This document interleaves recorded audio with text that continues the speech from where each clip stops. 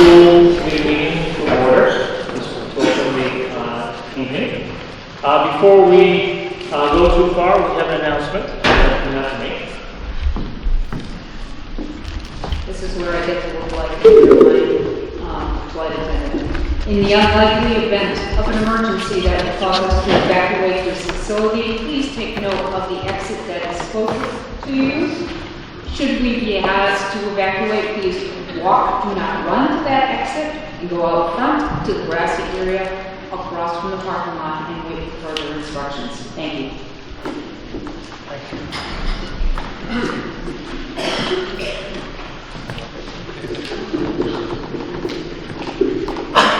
My name is Emery Albert. I'm the chair of the school committee. It's awesome to see all of you here tonight. It's great to have you because we're going to have a fully great conversation. I know that you have your different reasons to be here this evening, but we know that all of them are important, and we would like to hear all of them, and I'm sure that you would like to hear each other as we go through this conversation. The purpose of this school committee is to establish educational goals and policies for the schools in our districts. That's the main purpose of our existence. Aside from that, and as importantly, we also review and approve the budget for our schools.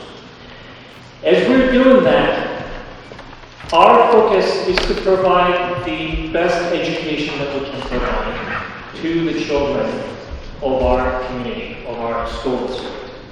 And we don't just mean getting them in and out of the classroom either. We mean well-rounded individuals who can benefit from arts, music, sports, clubs, other extracurriculars, along everything that is within our core curriculum.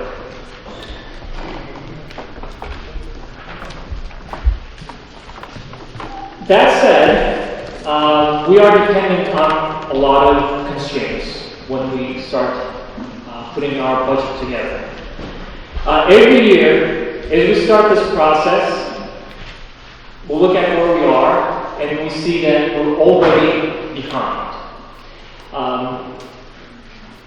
There are several reasons for that.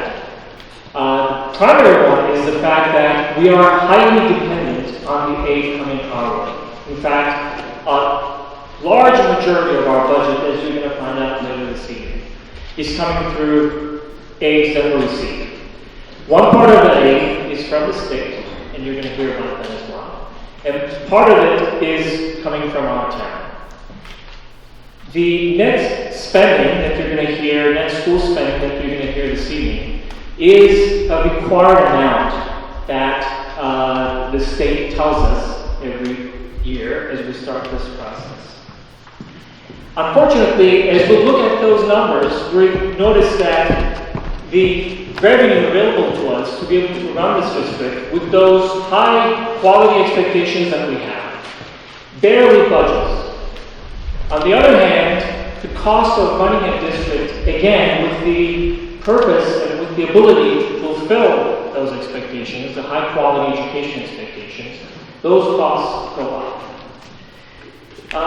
We are all here because we believe in the importance of education, and public education in particular. There's a great tradition in the town of Granby. I see many faces that I know actually are graduates or products of the public school system here in Granby. So it is very close to our heart and our thoughts. We all believe, so does the school committee, that our responsibility to our children is to make sure that they have the best education and they are well prepared as they go out there to the world. We also have personal connections, as I mentioned, to our schools. When I say we now, I'm talking about those folks that you see around this table. I had two children in the school system. One of them is still a student. She's a sophomore. My son graduated a few years ago. I have been trying to be involved in our schools in different ways as a volunteer. One of them is my role in this school committee. We have other members sitting there that I would like to introduce very quickly and with their connections to the school community and our schools. We have Jim Pietrus, probably he doesn't need an introduction, who not only is a product of the Granby schools, but also spent close to 4 decades as an educator. Is a very well-known figure in our schools. We have Marie McCourt, who herself is a graduate of our schools, our Granby schools. Her husband as well. Her son was a student in our school system.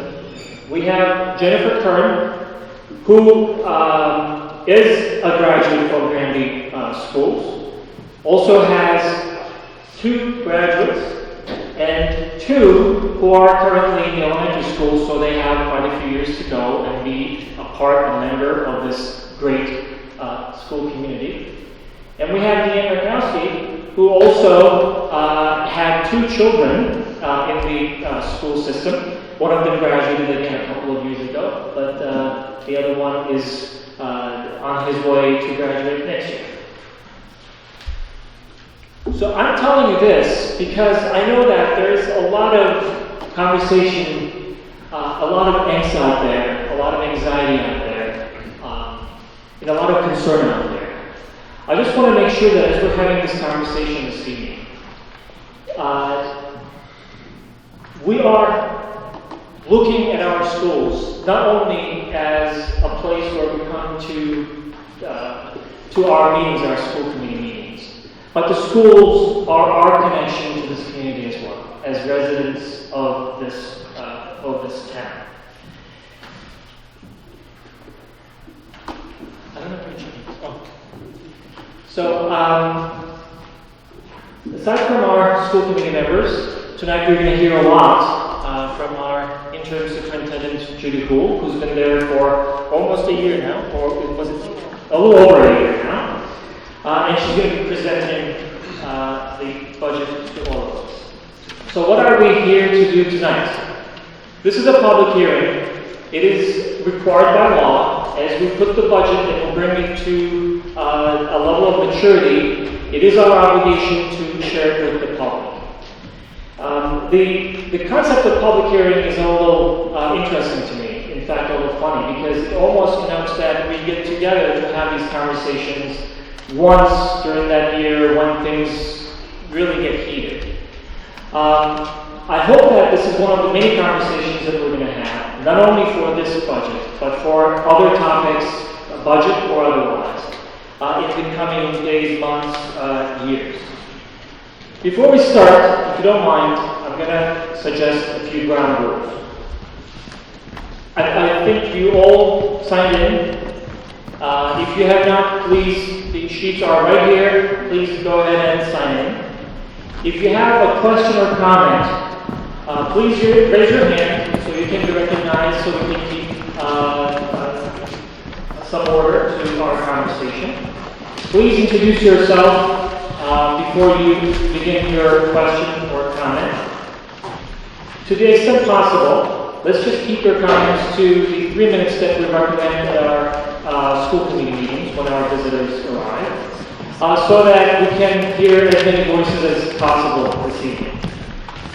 If we begin making circles around the same topic without really adding anything new, I will ask that we switch topic. If something comes to your mind and it's different, then obviously we can go back to that as well. We're not trying to stop any conversation, but just want to make sure that we are moving along. Those are some of the ground rules, but most importantly, we are all here tonight for a productive and respectful conversation. We are open to your suggestions. We are open to your constructive criticism. In fact, you always hear us if you're watching our meetings on TV. I know that everybody watches them. You hear us invite members of our community to come to our meetings, ask questions. If not, we ask you to go to the school website, go to the school committee page and find our email addresses and send us your questions, your comments. We want this conversation to be not a one-time thing, but a continuing dialogue. So with that, I will turn the floor to our interim superintendent, Judy Poole. We're going to continue the conversation after the presentation around that. Thank you. Thank you, Mr. Everett. Am I blocking people's views of the screen? Because if I am, I'll try to be a little more portable or normal. Okay, just wanted to make sure that it was not taking anybody's view. Just another thing to add to the ground rules, we are forbidden by law to talk about individual personnel records or individual student records in a public forum. So just we need to be cautious and careful about that, okay? So what's new with this iteration of the budget? The school committee voted a strategic plan back in the fall, and part of that strategic plan was to make sure that we as a school committee and as an administration are increasing our transparency with regard to any of the conversations that we have. So the documentation that you have in front of you tonight is another step in that direction forward, so that you are fully aware of how the budget works. Budgeting is a very complex set of issues to deal with. There's a lot of stuff that has to go on by law, and from accounting practices, so it's pretty tough to understand. So my job tonight is to sort of be the secret decoder ring, as it were, and see if I can help make it as understandable as possible for you. We look at the budget through two lenses. One is an all funds lens, and the other one is known as the LEA lens. All funds budget, and you'll notice that there are some columns, and for the purposes of beginning this conversation, you have two budgets in front of you. One says level service up in the upper right-hand corner. That's the one I'm going to be referring to first. So just want to make sure that you've got the level service budget because it is different than the other sheet. So you'll notice that there are some numbers for this current school year that we're in, and you'll notice that there are numbers for next school year, which is FY17. We run on a fiscal year calendar, which means our budget calendar begins on July 1st and it ends on June 30th of the following year. So there's an all funds budget which shows all expenses regardless of how they are funded, and it shows all revenues. And if you look to the right-hand side, you'll see numbers populated in different places on the two sides of the sheet. And that shows you where all of the funding sources are that help fund every expense that we have. There are grants that we get that help us do that, and there are revolving funds that we have in local town that also help us do what we need to do. And I'll explain those in a little more detail in just a couple of minutes. Then we get to the LEA budget, and somebody asked me, what does LEA mean? Well, it's a federal term that stands for Local Education Association, so therefore we love our alphabet soup in education, LEA. It really means local school district, and if you think about it, you'll understand why LEA is the acronym and not local school district, and I'll leave it at that.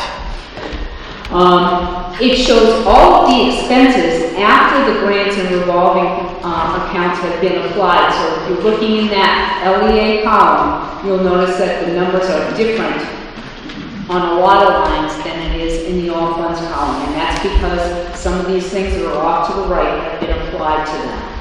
Okay? That's the part of the budget that is funded by local and state revenues. So, this is minuscule. It's kind of minuscule in the handout, so I'll kind of go through it quickly.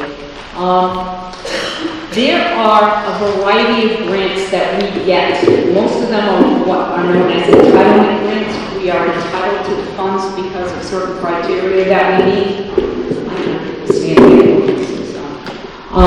The first grant that is on our list is called Title IIA. It comes to us from the federal government through the state, and it does a couple of things for us. It supports teacher training, And it also supports class size reduction.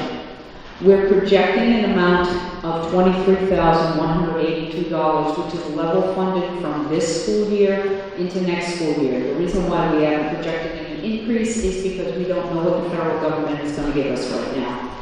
So out of that, the amount that's being applied in the all funds budget is about $8,500 towards a salary to reduce class size. The other grant, another grant that we get is Title I. That comes from the federal government as well. It provides support in reading and mathematics primarily for low-income students. Low income is what drives the funding. We're projecting an amount of $88,482 moving forward into next fiscal year. We are able to carry over some of the funds from this fiscal year, and we're going to have some funds that will move into next fiscal year. Again, we're projecting a level fund right now on the grant itself, absent that carryover, again, because we don't know where the federal government's going to come down with this. And we're going to apply about $67,232 to the local budget in salaries. That offsets the salaries of the two teachers, we have one for reading and one for mathematics, who provide Title I services to our children. The rest of the grant goes for things like parent involvement, supplies and materials, things that we are required by the grant to provide to the students. And I can make a plug while we're here. There's a reading and math fun night at West Street School on Thursday that is being funded by Title I, but you don't have to be a Title I student or your family to come, just come and have fun doing some reading and math games. So there's my commercial. The next grant is Public Law 91-142. It is also from the federal government. It is a special education grant. It funds extraordinary costs for special education, and we use it for an offset of out-of-district tuitions. We're projecting $246,846, which is the same amount we've gotten this year, and we're going to apply that full amount to tuitions next year. There's an early childhood grant, which is a state grant. It provides support for preschool. We're looking at about $11,793 coming in, and we're going to apply all but $4,000 of that towards salaries. The rest will be for supplies for our preschool classrooms. We also get a kindergarten grant, which is a state grant. It provides support for full-day kindergarten. We're projecting $25,560 on that, $20,000 of which we're going to use to offset salaries. The rest will be used for supplies and life.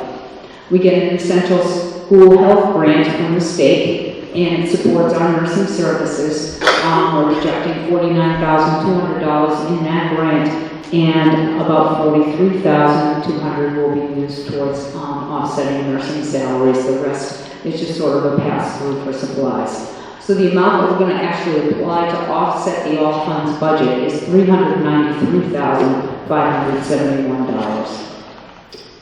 We also have revolving accounts. Those are accounts in which money is raised in different kinds of ways that does not get given back to the town because it is not part of the town appropriation. And those funds are also used to offset the budget. School choice is one of those. When a child choices into the district, the money follows that child from the sending town. In FY16, that number was $750,306. It is to be applied to costs that are incurred from taking in those choice students. We are projecting $667,038 for FY17, which is down $83,268 from FY16. We have less students choicing into Granby, so the state has taken that into account. The entire amount will be applied to the budget for those things that help support students of choice. Another revolving account we have is circuit breaker. That's money that's given to us by the state that is for, again, extraordinary costs. We're looking at about $390,000 as a projection, and we're going to apply all of that towards out-of-district tuitions. There's an early childhood tuition account, which was driven by tuitions that were paid for early childhood for 3 and 4-year-olds to attend school. we by law are required to provide special education for children from the age of 3 on until they turn 22. What's known as an integrated preschool, we also have to have students who are not special education students, but join as what they call role models for our special needs students. In the past, we have charged tuition for them. We are not charging tuition this year, and the reason why we're not is because next year we picked up a little bit of our Chapter 70. It's helped keep it up, which is the state funding for education. It's helped keep that number up a little bit because now our 3 and 4-year-olds are in the account. So there's $34,930, and that full amount is being applied towards a teacher's salary. There's an athletic revolving account which comes from user fees and gate receipts.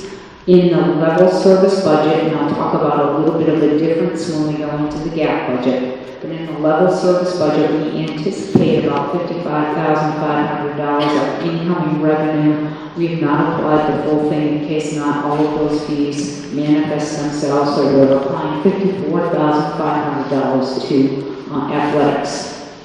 The other thing that we get is E-rate, and that is funding that helps offset telecommunications and technology. So we're looking at approximately $2,100 in E-rate money that we can use, making a total of all of the revolving accounts $1,148,568. So let me talk a little bit about the timeline and how the process came about for the options that are in front of you tonight. What I do want to say is I know there's been a lot of buzz on social media. You've heard a lot of numbers. If you watched the televised school committee meetings, you've heard a lot of numbers. You've heard a lot of chatter about different kinds of positions that we might be looking at cutting from the budget, etc. What you need to understand is that the school committee is bound by law to think in public.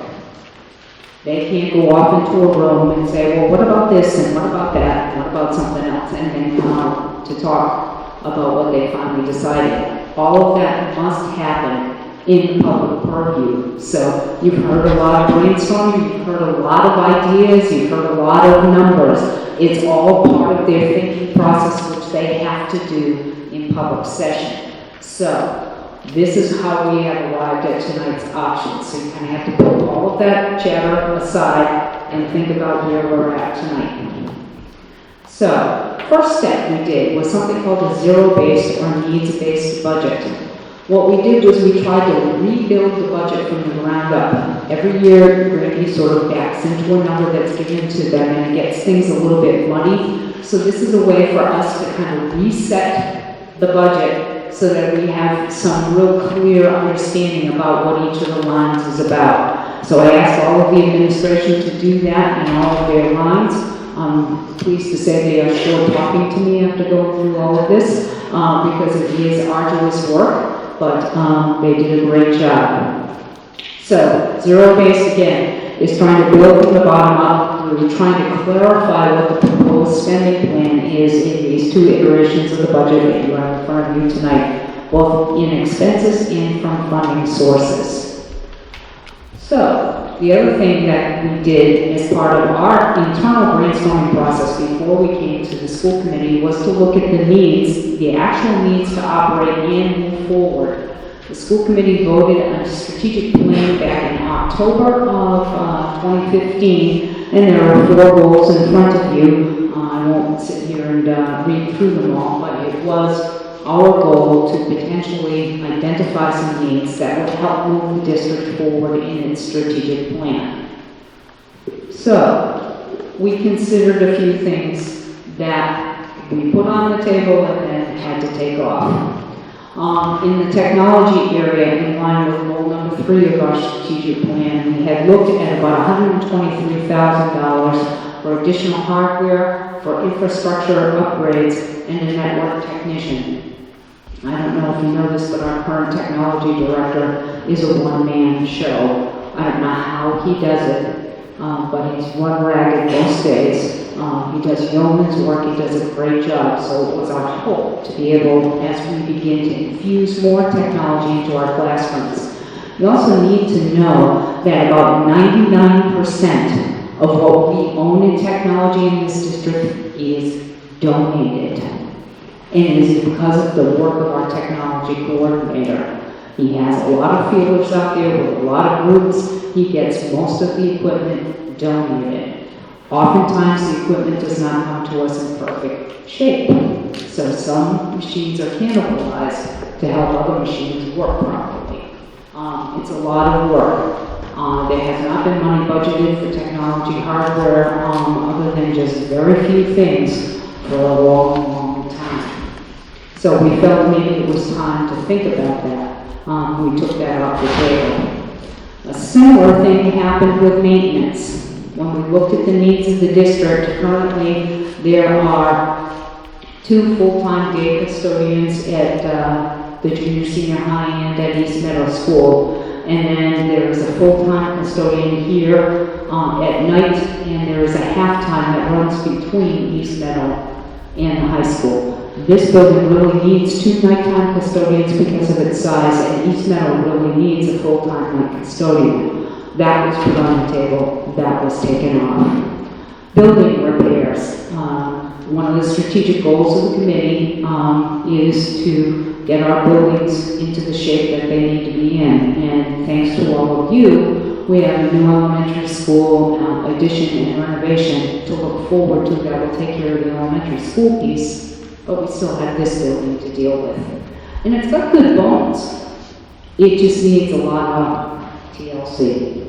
So, we also in the maintenance area, we were looking at equipment purchases, including a much-needed van for transporting a lot of items around, but also for transporting students. And when you have a van for transporting students, it must be equipped as a school bus. We do not have that currently. We have got to figure out a way to solve that problem sooner rather than later. We also looked at some staffing issues and potential half-time paraprofessional at East Meadow School. And again, we took that off the table because that was an extra add-on. So about $215,000 was not added to the budget in the first place. So what that left us with is the concept known as level service. And what level service means is that it is the same level of service. It may not be exactly in the same way as it once was, but the same level of service to our students as has been offered and is being offered this year, that we would move that forward to next year. And that's what the level service budget is. There's also a gap budget because, as you will see from the numbers in the level service budget, the gap between what all the funding sources are and what we need to run businesses as usual is pretty large. So we're going to look at the budget through those 2 lenses. So the proposed level service budget that we're looking at for fiscal year 17 is $9,159,833.21 if you want to get into the cents thing. The gap between all of the revenues from grants, revolving accounts, state and local funding is $805,000. That's the reality. So there's about an 8.79 gap between what we need to do to keep services level and what is available to us in revenue. So how did that gap get to be that gap? Well, there was an increase in town in-kind offsets. The town has, by law, the ability to charge certain services that it provides to the school districts or to deduct that from the actual cash that is given to the school district as part of the overall funding source. So there was an increase in-kind from this current fiscal year, projected for next fiscal year, of $110,269. Included in that is an increase in the overall charter school assessment. We are charged for students who leave our schools to go to charter schools. We get a little bit of reimbursement for that, but it is not nearly enough to cover the amount that goes out the door. There was a decrease in school choice incoming that I mentioned earlier.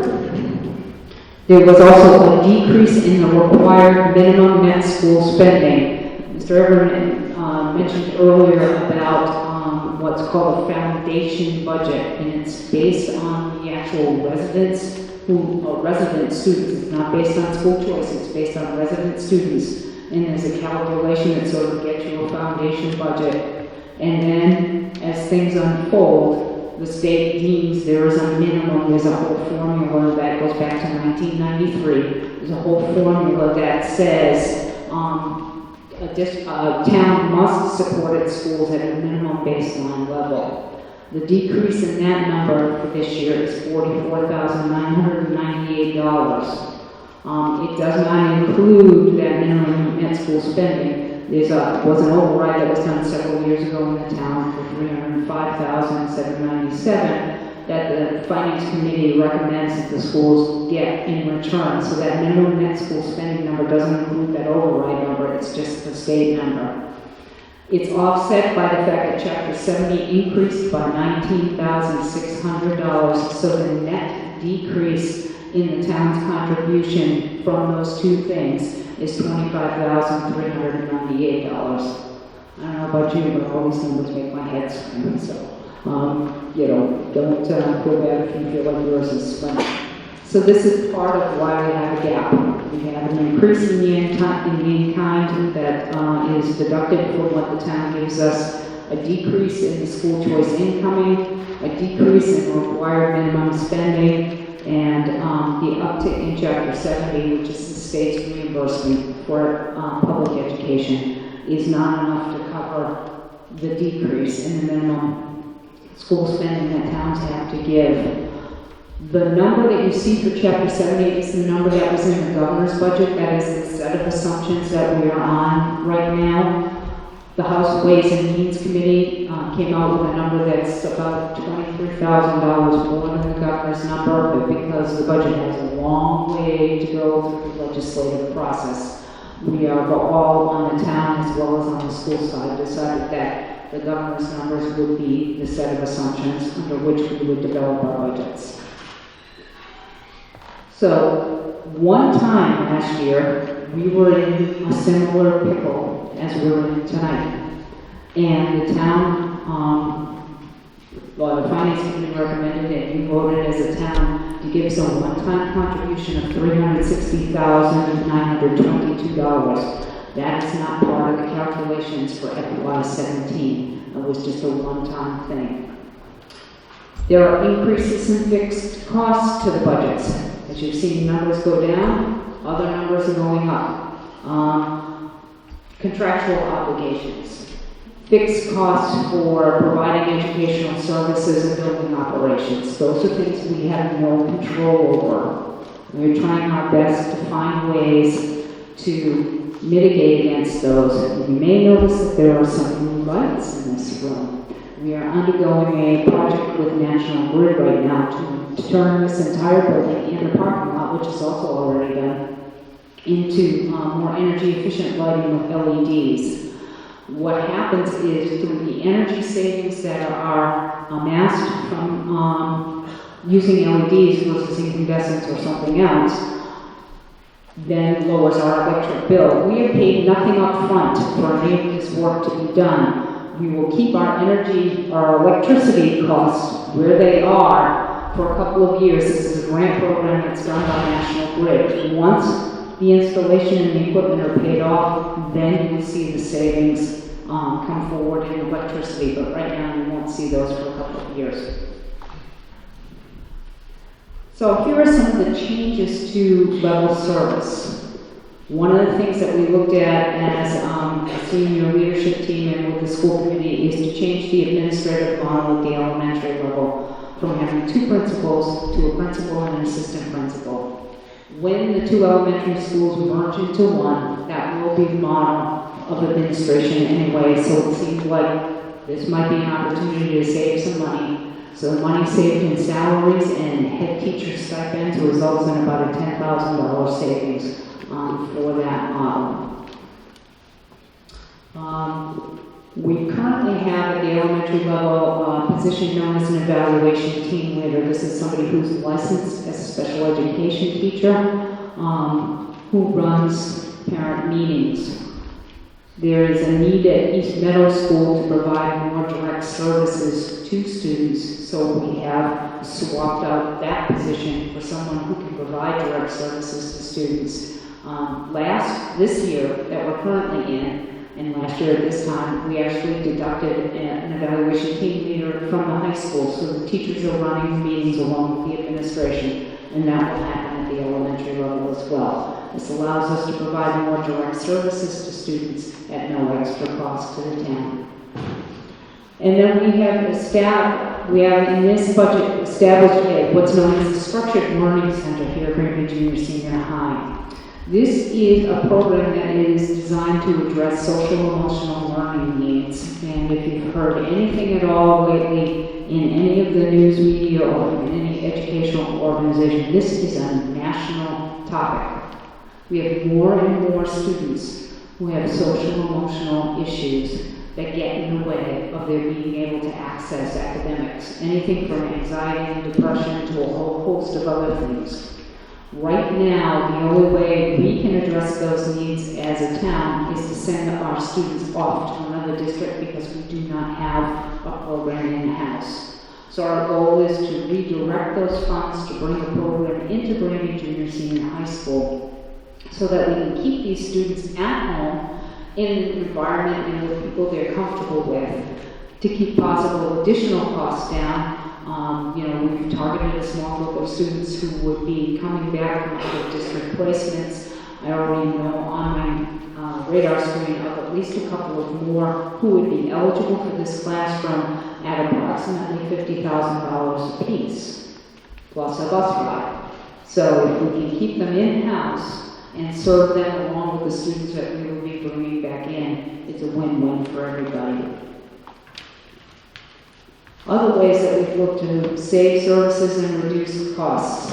We've entered into a shared department of public facilities for the town so that we could gain some efficiencies in our overall building operations. Right now, we contract out for a behavioral specialist to work with children who have behavioral issues as a result of a disability or some other thing that's going on. We are now entering into an agreement with the Hadley Public Schools to be able to share a person. So rather than contract those services out for 2 days a week, we will get someone for 3 days a week and save $19,000 while we're at it. Utilities, we locked in oil at a great price. So if you look at the maintenance part of the budget, embedded in there is a $43,000 savings in oil. Electricity, there is some savings based on analysis of actual bills.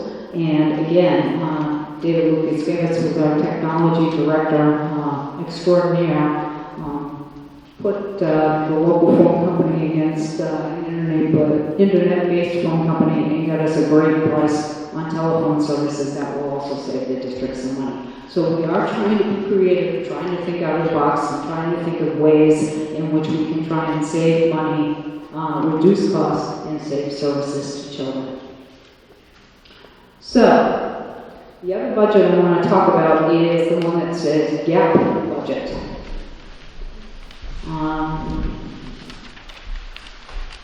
Right now, that number is at $8,644,048, with a difference between the available revenues and that number of $289,213, or about 3.35%.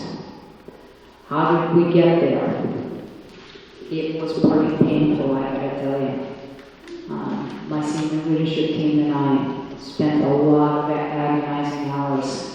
This school committee has spent a lot of agonizing hours taking a look at numbers, taking a look at how do we close the gap between level service and the available revenues. So, here's a rundown of all of this stuff. I will be putting these 2 sheets on our school website tomorrow, as well as a copy of the PowerPoint, so all of that information will be available online for anybody who would like to access it that way. So at the district-wide level, we have taken off $3,000 in school committee travel for conferences. We currently belong to a organization called the New England School Development Council that helps the district do some things for $1,700. We're going to take that off the table. We're going to take off the late bus for $12,000 and reduce the number of buses from 8 to 7 for $61,040. Those two numbers assume that the town will make that available to us to offset costs, because transportation is a separate appropriation on the town floor. Health services, reducing the number of nurses between East Middle and the junior senior high school from 2 down to 1.5 for savings of about $23,000. Maintenance, a decrease in repairs, again, of an additional $17,500. An additional reduction of tools by $1,000. At West Street School, we're talking about reducing 2 classroom teachers for approximately $125,000. Reduction of a phys ed teacher, part of the salary for $18,000 plus at West Street. And the reduction of general music from a .71 FTE to a .61 for $6,500. Reduction of stipends for team leaders, and a reduction of supplies by 5%. At East Meadow, we're talking about the reduction of 1 classroom teacher for about $62,000. Reduction of PE time, again, at East Meadow School. Those 2 positions would be covered by looking at how we provide health and wellness and PE here at the high school and having them share that load. Again, the reduction of buses that really should not be in there because we already talked about it, I apologize. Reduction of team leader stipends, $7,000. Reduction of supplies by $1,200. At Granby Junior Senior High School, the reduction of an English Social Studies position for about $55,000. Reduced guidance from 2 full-time to 1.5 at $35,000. Reducing the guidance administrative assistant by $19,000 and reducing, eliminating team leader stipends for a little over $12,000.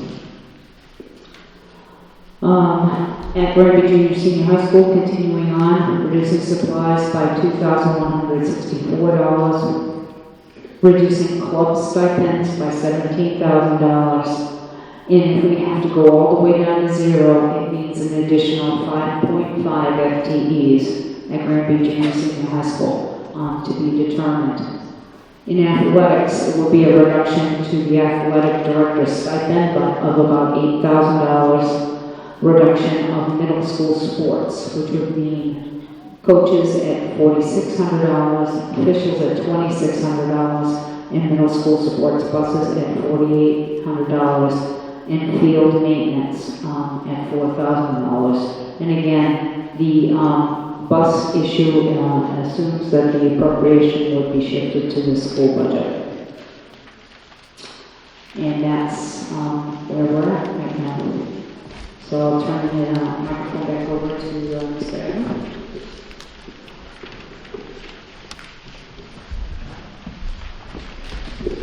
Thank you, Dr. Wolf. So, you heard the story. As Dr. Wolf said, we've been talking about these numbers over and over again. They will display that way, consider reductions in one area and another, and we are where we are.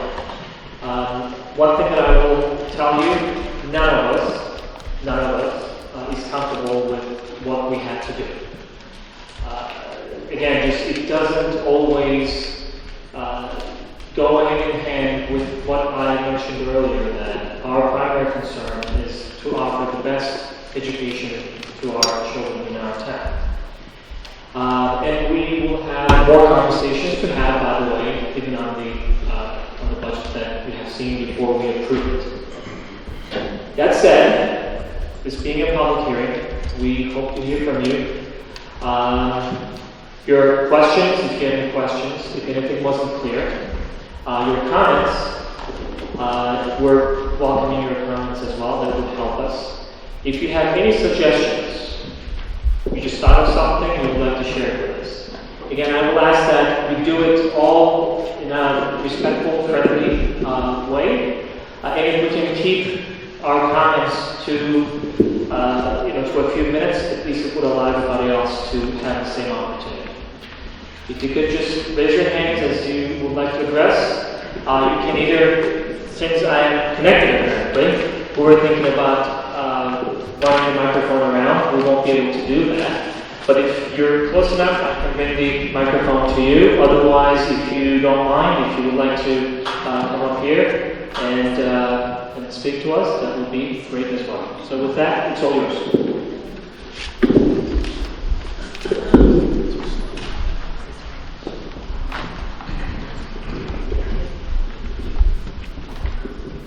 My name is Gilda Sanchez. I'm a teacher at West Street School, third grade teacher. And this is the bear. My mom used to say, if you saw all your friends jumping off a cliff, would you follow? That's what I see us doing here in Granby with increasing class sizes. Small class sizes are significant at every grade level, and they are especially important in the early grades when students are learning to read, learning basic math facts, and learning social skills.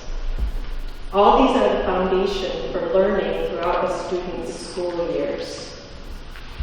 The current year class sizes for kindergarten and second grade are disheartening.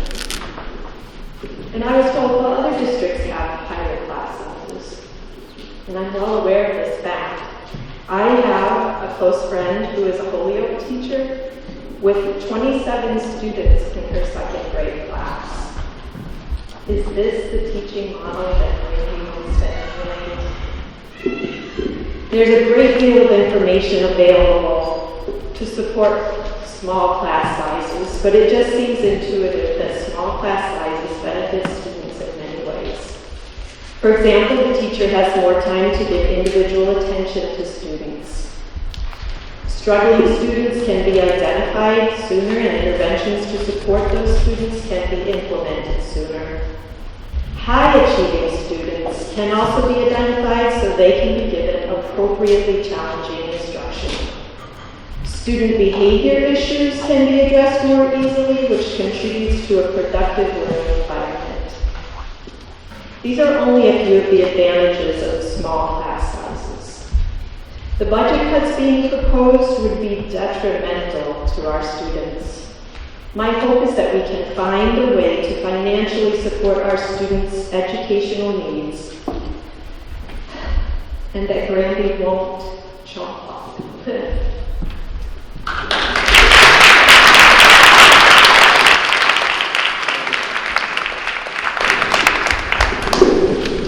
Thank you, Gilda.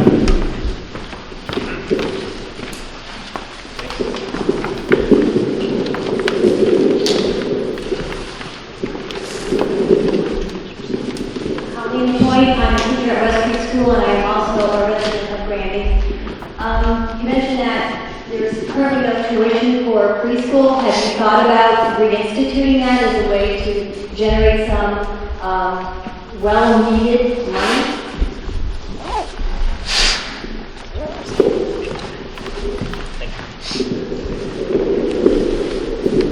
That would cause a decrease to our Chapter 70 funding. By not charging tuition, you have to have what's known as a gap year. So this is the gap year that we're currently in. By not charging tuition, which means FY17, we get a little more Chapter 70 as a result, and that will continue. So it just helps our Chapter 70 money from the state.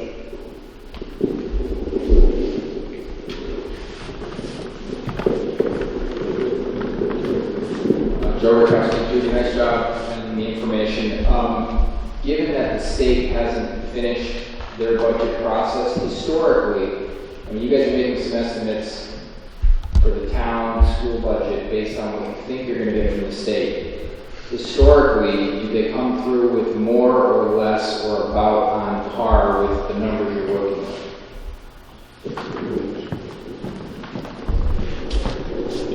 The answer is yes. It depends on the year. Sometimes it's more, sometimes it's less, sometimes it's the same. It depends on how it gets through the legislature. The problem with the state budgeting process and the town budgeting process is that the governor is under no obligation to sign the budget until June 30th. And every town in the Commonwealth has a town meeting for that fact. Granby actually does a smart thing. You'll wait a little bit to do your financials, and that's helpful because then sometimes you can read the tea leaves and maybe some numbers can be, tweaked a little bit, but it's just really very difficult. And because the government has a line item veto power, even though the legislature might give more, the governor could say no, and we don't know that till the end of June. So that's the dilemma we face. The budget is up for debate right now on the House floor.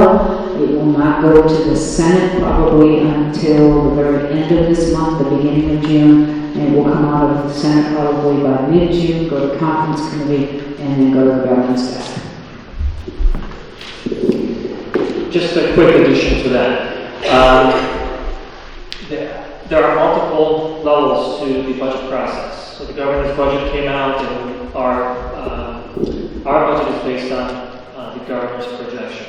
And it goes to the House, then it goes to the Senate, and they have the joint committee, then it finds its final shape. And again, the governor can veto if he wants to, he doesn't have to. The House seems to be right now a little more lenient to provide a little increase, but it's not really substantial to offset anything of substance in our budget. If that's the direction everyone's going to go, it's hopeful, but we will not know, as Dr. Wool said, until late in June. The point that I'm trying to, or I would like to make is, I hear that many of you are involved in some letter writing campaign or reaching out to your elected officials. Given that we are very dependent on the aid that we are receiving from the state, and it has been a challenge for small towns like ours on the western side of the state. The more they hear our voices, it's a small town, understood, but the more they hear voices like yours, like ours, it may have some impact at the end of the day on the amount that they're going to decide to give to our town of Granby. So, knowing that politics is politics, part of the politics obviously is you. The more pressure we manage to put on our elected officials, the more we'll let them know, as Gilda mentioned, the detriment that some of these cuts may cause. They may be willing to do something to increase the amount that we are going to get. There's no guarantee, but I think that's the way we need to approach this.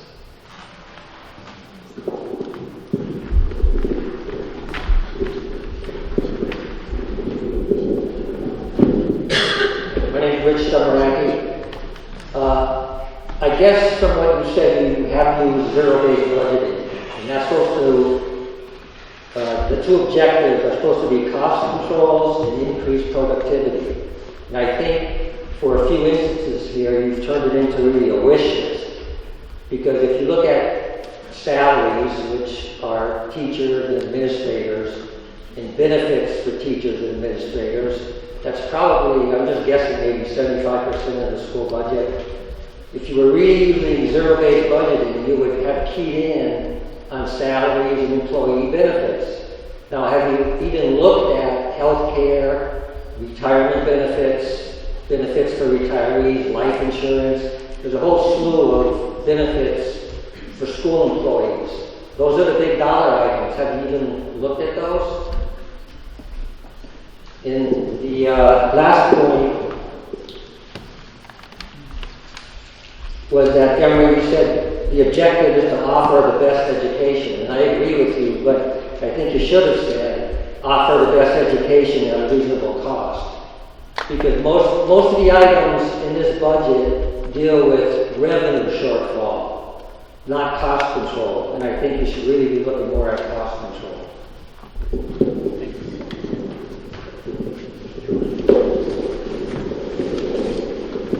Salaries and benefits are subject in large measure to the collective bargaining process and agreements that are already in place. So the school committee does not have in its control, other than through collective bargaining, to be able to change the benefit structure.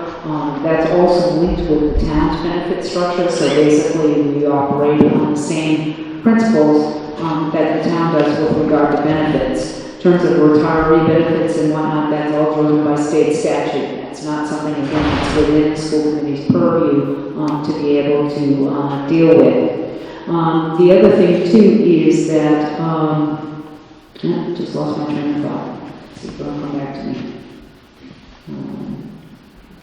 But, again, these are all subject to the collective bargaining process. So any changes have to be negotiated with all of the people who have contracts within the district.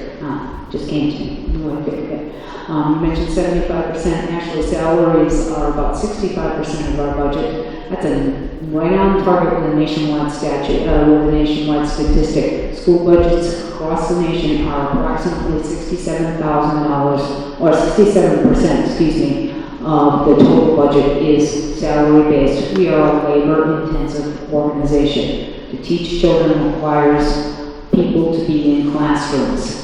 And when you reduce, or there's a reduction in class in the number of students attending the schools, and Hampshire County is no different than a lot of places west of 495 in the Commonwealth. We are seeing an enrollment decline, a population decline. It is, the further west you go, the more serious the problem is.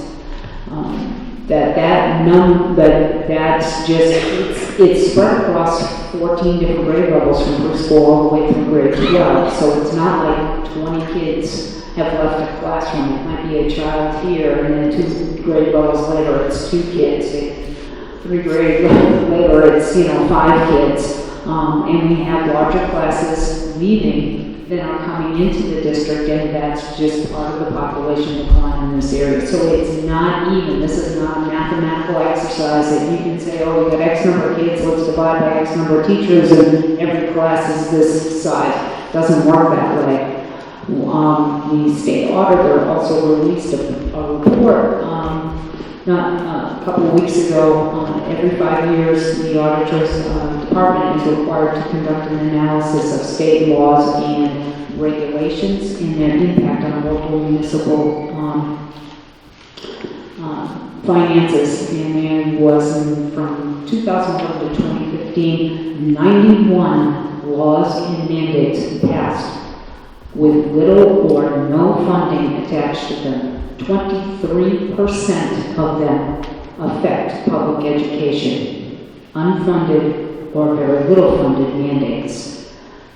The next highest is public safety. 17% of all laws and regulations passed within the last 5 years have brought unfunded or very little funding mandates for public safety.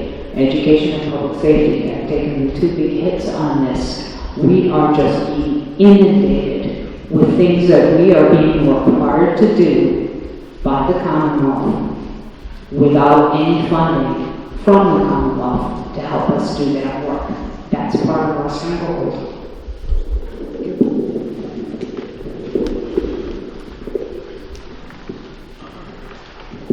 Okay, I'd like to start off by saying that I am reading this on behalf of a parent who could not be here. My name is Jennifer Silva, but this is not my words. This is a parent who could not be here. I will have future comments later. I'm sure we can be sure of that. I am a mom of a 4th grade student. When I heard about the proposed cuts and there might be a chance the high school nurse would be split between the 2 schools, I was speechless. My heart dropped in disbelief and I couldn't understand why. Why would the school want to put all these children and their lives in jeopardy? My daughter has major medical issues. She is at the nurse's office a minimum of 4 times a day. There is no set time she goes down. It's completely sporadic. If immediate treatment isn't given, she is at risk for major medical trauma. If you take a look at her daily logbook, you can see the importance of having a school nurse staffed all school day or the entire day. She goes down to the nurse's office at any given moment, and the nurses are right there to help her and treat her for her needs. Nurses have been my guardians over my daughter, and I have no fear for her life when I know she's in proper care of the school nurses. What would happen if the school nurse was at the high school and she couldn't leave at that time because she was dealing with an important issue with another student? My daughter would be left to fend for herself with no help, and this would be risking her life. I will not let my daughter be in harm's way just so the town of Granby can save a little money by cutting a nurse down. Even though I couldn't be here to fight for this because I'm in Florida, I'm still down here worrying for the fate of my daughter and every student in the town of Granby. I will fight until the end and won't stop until I know that all these children will be cared for properly with proper medical attention by having a school nurse full-time in each of the schools. There are many other things that can be done that can be cut to save money, but don't cut a nurse out of any of the schools. These are our children and the future. Keep them safe by keeping school nurses where they belong. Sincerely, Bree Benoni.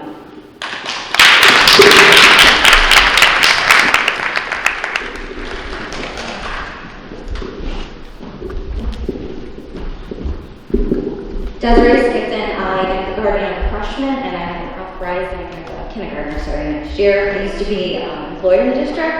I'm very excited to see that we're trying to bring back, which sounds like a substantially separate program for the emotionally disturbed students. It's something I floated to, I think, 3 special ed directors ago, because I noticed we spend an exorbitant amount of our town's budget, which is very small, on out-of-district placements. Dr. Hool indicated that they're about $50,000 a piece per child. I'm glad to see that. I'm highly concerned at A, the cutting of a nurse, because these children typically tend to be medicated, so they need to have somebody who's a professional who can monitor them. I am additionally concerned with the fact that we'll be cutting 5.5 teaching positions in the building, and also 1.5 guidance staff. So I'm curious how we plan to staff this program while cutting people. ED programs, they tend to be staff intensive. I currently work in an ED program. I have 7 students, 2 teachers. I'm a licensed social worker and 2 paraprofessionals. So I want to understand how the district really plans on making this successful. My concern as a taxpayer is we'll attempt this, we'll fail, we'll have staff, and we'll still be paying for out-of-district placements.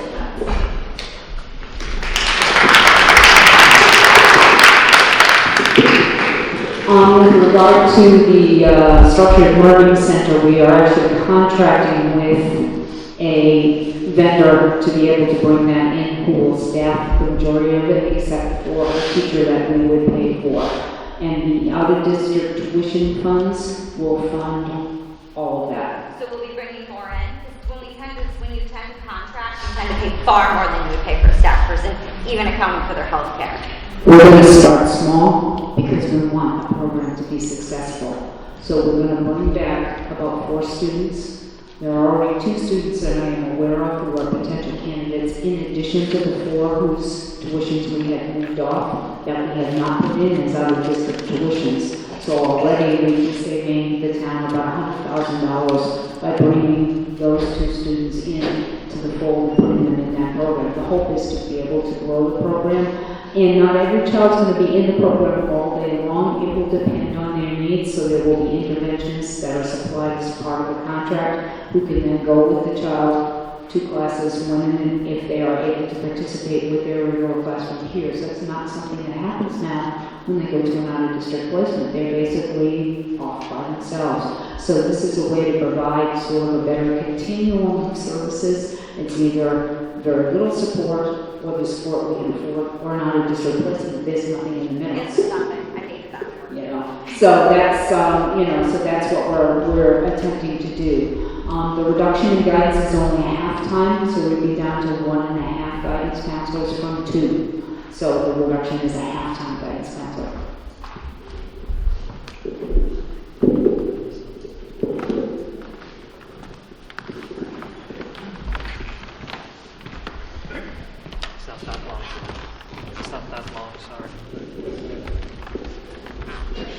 My name is George Randall, and I'm sorry to have to speak before you tonight. A couple of concerns that I have, Emily, is the building maintenance. And Dr. Hu, you talked about the tender loving care that is going to be cut out around here. and it should be ongoing, if I understand correctly, it's been eliminated. The maintenance that you're talking about taking away at $17,500, I can assure you it's not a wise decision, because you're starting to fall into the trap of letting our buildings fall apart, as our town government has seen fit to do with other buildings here in Granby. So I urge you to reconsider your position on that. You wouldn't let your house fall apart. Please don't let my house fall apart here. The money that we appropriated last year, I believe, was $305,000 as a one-shot deal to fix a problem. We were short. Am I correct with that? 305? 360. So do you still need that? And is that considered in the 805,000, or is it not? And needs to be added on top of that? It has not been added as a revenue source, so it is what contributes to the $805,000 problem. Okay, so you still need the 305. Okay. I assume that this $805,000 shortfall was known when we passed the new school. Had we known this at the time, I'm sure some people may have not supported the school, supported the new school. In the past, I'm going back many years, monies were available from the state and federal government for new schools and repairs to our schools, and we never went after it. Shame on us.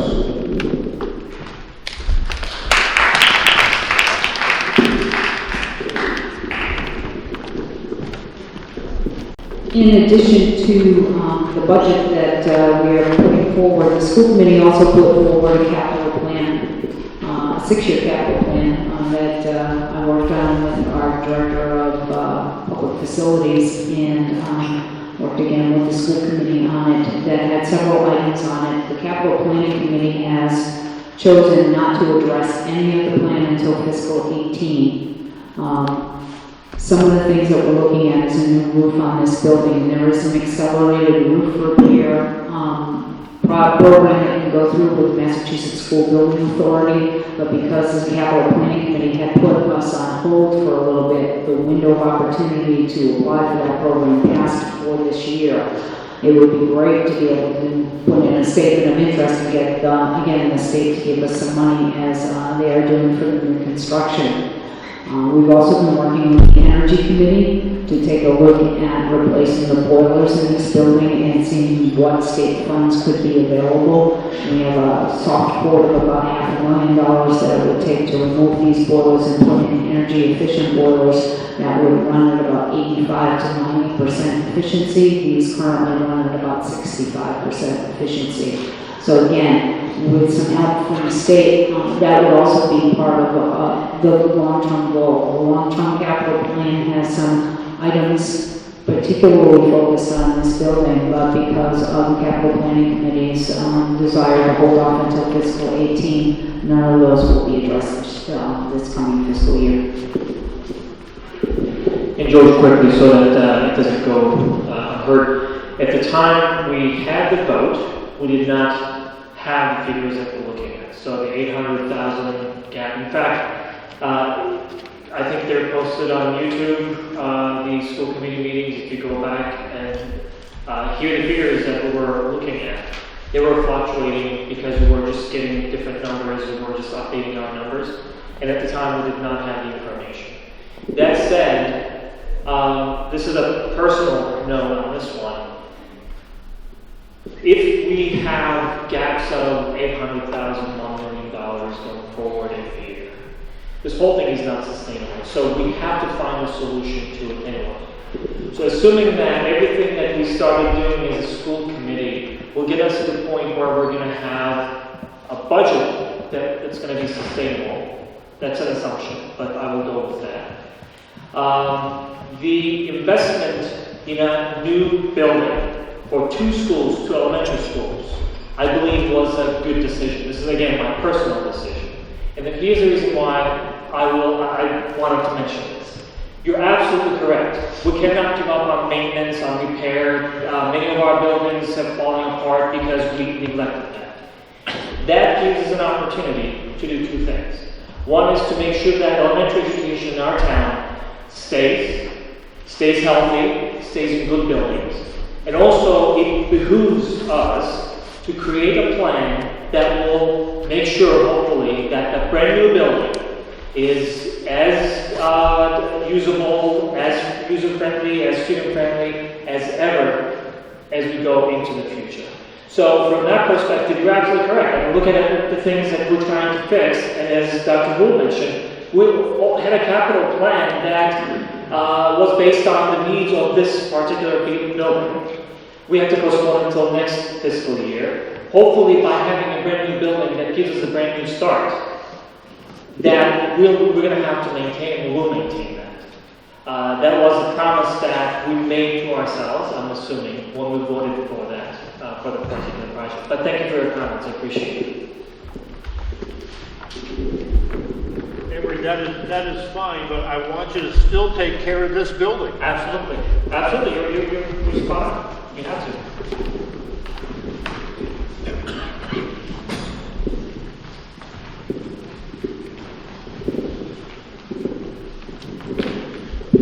Hi, I'm Deborah Rinstein. I'm a school nurse at Westgate School part-time and also a resident of the town. And a couple questions, if heard, they may be incorrect. I'm wondering if we've looked at administration at all, because again, I sort of may not be correct that principal and vice principal of the high school I've heard are getting a collective 8% raise, and I may not be correct on that. So I'm wondering if we're looking at raises, and I'm wondering if we're looking at administration in the sense of, do we need both a principal and vice principal at the high school? And also, my understanding too is that while we're getting a new superintendent in town, is that Dr. Poole is still staying on in terms of a budget format, so in a sense we're almost paying for two superintendents in a sense, so that's an added, large amount of money. So I don't know if there's a way, we're not decreasing obviously the superintendent's salary for next year, but those are large costs. And have we looked into reducing those costs and other administration at all?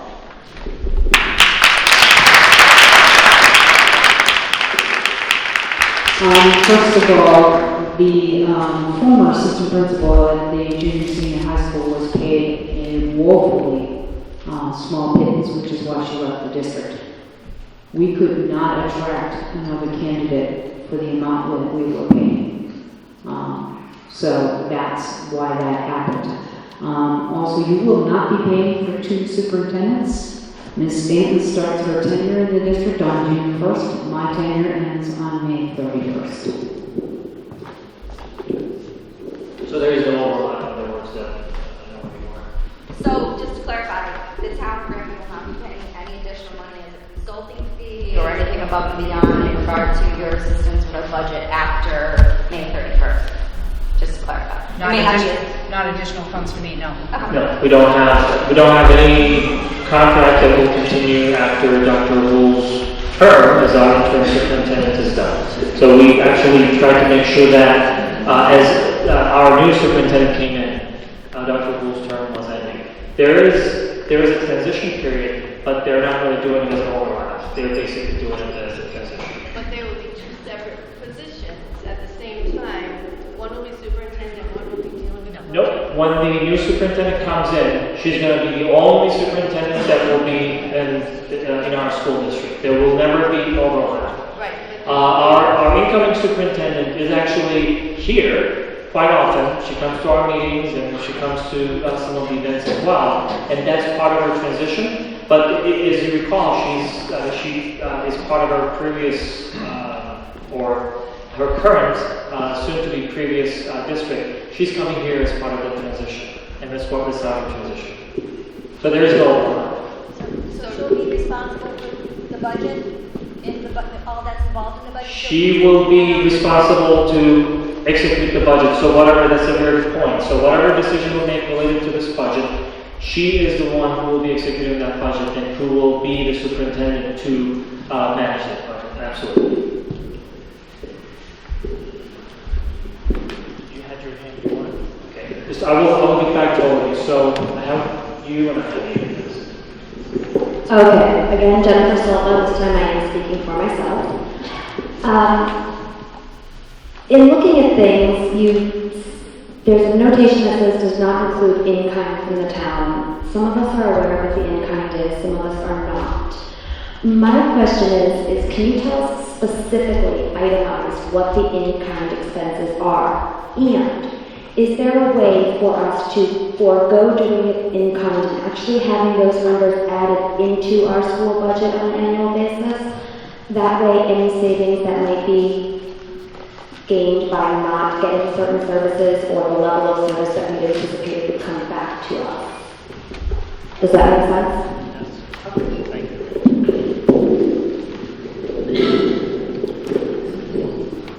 First of all, at the end of the day, I think what we all have to realize is that while there's a town budget and a school budget, it is all one shared fund money. So at the end of the day, this all comes from state grants, revolvings, and taxpayers. And there are certain funds that are designated for schools and certain funds that are designated for towns. So the in-kind is actually, it's not something that's charged. We don't cut a check to the town for the in-kind expenses. It's just sort of taken off of the actual cash that is forwarded. And that is allowable by law. So the town is allowed to count those particular things that they provide for us as part of their overall minimum contribution. So that what they're doing is perfectly legal and perfectly part of the whole process. If it doesn't get deducted from the minimum, contribution or considered part of that minimum contribution, it's going to come out of the taxpayers anyway. So it just depends on which pocket you're taking it from. So it's not a cost savings, it's a cost somebody else, the town has to bear it, whether we bear it or the municipal side does. But there are administrative services that the town provides. They provide for town accounting services for that kind of work that has to happen, auditing of our financial books, computer services, including some software in the financial area, part of the town treasurer, because the town treasurer processes deposits on behalf of the schools, payroll processing, let's see, there are some in-kind services that the DPW provides to us for mowing, snow removal, and that kind of thing. And that all can be counted as part of what their overall contribution is. And then there are things like workers' compensation that's actually paid out on the town side, but if it's our employee that incurs the workers' compensation, obviously that's attributable back to us. Health insurance, life insurance, and retirees' health insurance, Medicare and FICA, the town's insurance, our liability insurance on our buildings and on our employees, that's a shared cost that the town pays out and then uses part of that as their overall school, whatever. And then there's charter school tuition, that's actually an assessment that's done on the town side. And then there is a small reimbursement that goes against that. And also the school choice assessment, people who are sending their children out. Granby tax dollars follow those children to whatever the receiving district is. Those are all part of the town's in-kind contribution instead of dollars. And it can be counted as part of the minimum, and it's perfectly within the law. Quick addition. As I mentioned earlier, there are two major components to our budget. One is the aid that's coming from the state side, The other one is what the state requires for local contribution to be. So there's a minimum local contribution plus Chapter 70, state aid, whatever. We put them together, and that's our starting point. The town's portion of it includes the in-kind services that Dr. Gould just listed. So part of the local aid or local contribution that we're talking about, we never really see it. The town says, we're going to provide you these services. And earlier somebody, I think, reached out was you, including the insurance, health insurance, retirement services, and all that. It is all part of it. So the town tells us, as we start the budgeting process, this is how much we project we're going to be giving you in services, and here's the cost of it. So that is the portion of that local part of the aid that we never really see, we never really touch, but it is the cost of services that the town projects it will provide the school system. Does that make sense? Yes, it makes sense. I guess my question stems from, if the town projects that they're going to give us $1 million worth of services, Yep. and at the end of the year they only give us $500,000 worth of services, where does that money go? Yep. So other than I hear you. What's in the contribution aid that they have aside for that? So the honest answer to your question is, we really do not find out at the end of the year how much of that service exactly was provided. In other words, whether or not the projected number that we built our budget with was the exact number. We do have a lot of conversations with the town. Our understanding is that there are no major differences. But if we look at it a little differently, before we start the process, the state, and correct me if I'm wrong on this one, when we start the process, the state says, here's what we're going to give to you as Chapter 70 money. And then here's what we require your local authorities to give to you, your town to give to you. If the cost of the services provided by the town to the school district was lower, then obviously the difference that would come in real money to the school district could be higher. One thing that I don't know, and help me on this one, I don't know whether or not the state, as they are deciding on that local contribution level, they are mindful of the projections that they have in our town. If that's the case, then it's good. If not, then you have a point that if that amount was smaller, the amount of cash that would come to the school for other types of services that we have within our school system, yes, that would go up. Well, what made me think of it was snow removal is one of those in-kind services. Yeah. We had no snow last year. So let's just say the town said, we're going to spend $100,000 removing your snow. With 2-3 snowstorms, if we didn't even hit that $100,000 claim, why aren't we getting that much back? It's not a lot in terms of our deficit, but at this point, any little bit that we can find is going to bring us down. So here's again an honest answer to that. I don't have the answer for that question, but there are situations, and again, help me on this one. There are situations where something happens, and we talk to the town administrator, get some type of service. So there's always an interaction, as Dr. Hu said, the understanding that we're all looking at this fixed amount of money, regardless of where it comes from somewhere, some type of service within the town. So if we do need something at times, we are able to go to the town and ask for some of those services. But it's not clear cut that I can tell you what the leftover from some services might have been and what was done with that. I could not tell. But it's a good question. Thank you. You had your hand up, and there was one more right here somewhere. Oh, okay. I will get to you. Just 1 second.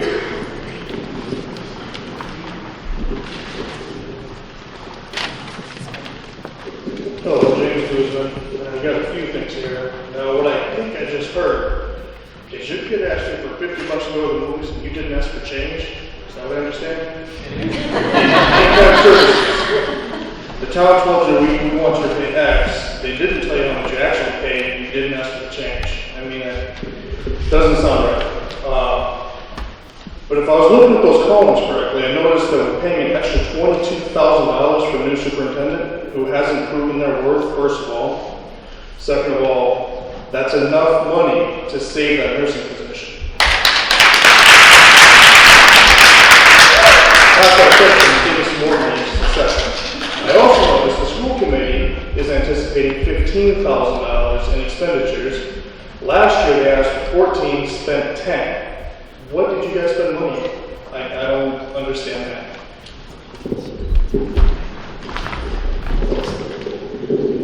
So if you don't mind, let me answer the part related to the school committee.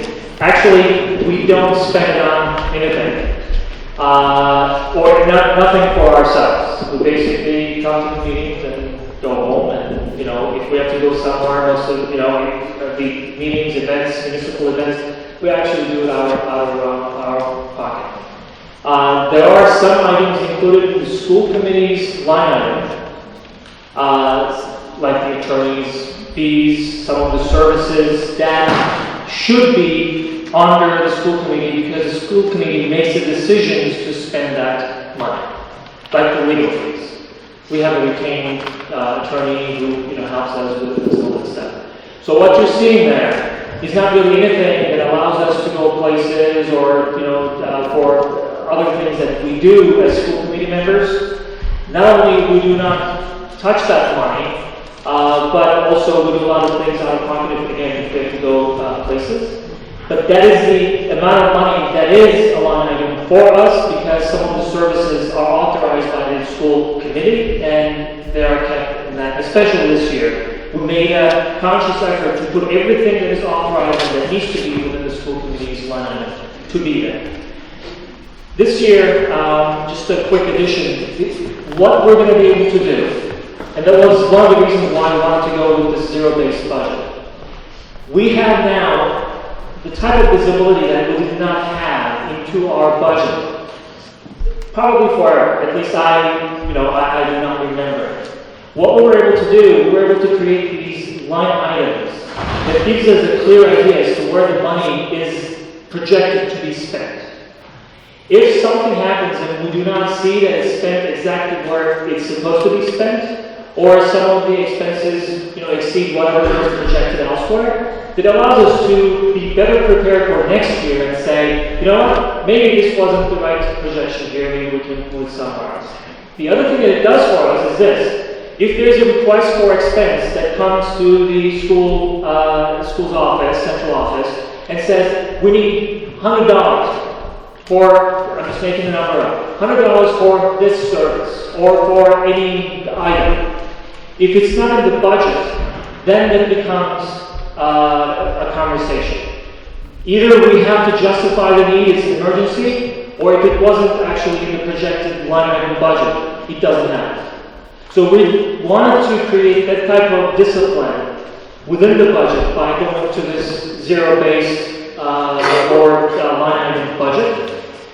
It's by no means perfect. This was our first time that we were trying it, but as we go forward, we're going to be able to refine it in a way that is going to help us to have much more visibility to what we thought we were going to do, how much we were going to spend, and how much we ended up spending line by line. I don't know if that answers your question. For the other part of your question. I think you answered it all. Superintendent. Good job. The superintendent salary. Oh, yes. I was hired as a per diem employee, paid by the day with no benefits, to serve as interim superintendent while the school committee launched a search for a permanent superintendent. If you look back to the prior superintendent's salary, actually this superintendent has been hired at a lesser amount than that superintendent. Yeah, actually that's basically what it is. That's the answer to your question. This superintendent will be making less than our previous superintendent before Dr. Bull came in. Also, as we go out, we don't just determine the cost necessarily all by ourselves, just hoping that we can cost certain things. We'll look at what is out there and what we need to have as a range, and that's how it was posted. It was posted within that range, and we're not paying, or will not be paying anything beyond what was in the job posting. But it is nonetheless less than what it was before. So there's some savings there.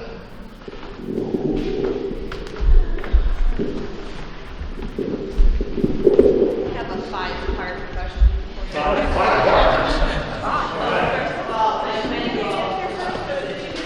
Okay, I know it's not.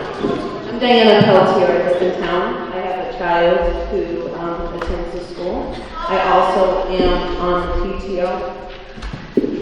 I have a couple questions. So one of my questions was in regards to the $178,000 of the superintendent versus the $124,000 of supervisory salaries. So I'm questioning what that 124 is, if you could be so kind and elaborate on that. Secondly, a large chunk of our budget, approximately $789,000, appears to be transportation. And I'm wondering when the last time our contract has been put out to bid to see if we could get something a little better in the price line, or if we also put our insurance contracts out to bid. I know when you shop things around, sometimes people become more competitive, and we obviously have a shortfall. I'm very happy to see this year that we combined bus routes, and I think that's something we probably needed to do a long time ago, so I commend you guys for that. I think that was a smart move on our part. But I'm wondering if we've given, and I know that comes also with, teacher contracts and negotiations, but instead of just cutting full-time positions, I'm wondering if we've, offered our hand to the union and asked if there was any teachers who would possibly be willing to kind of go out with early retirement with possibly an incentive. Sometimes that kind of eases the burden. I don't know if anyone's considered that. And I'm curious as to what the class sizes are going to be, especially at the high school level. There seems to be a lot of cuts there. I was hoping that maybe you could speak to that. And finally, as a parent of a child who has some health issues, I really feel that of all the positions to cut, I think having a nurse in every school is really something we should be considering.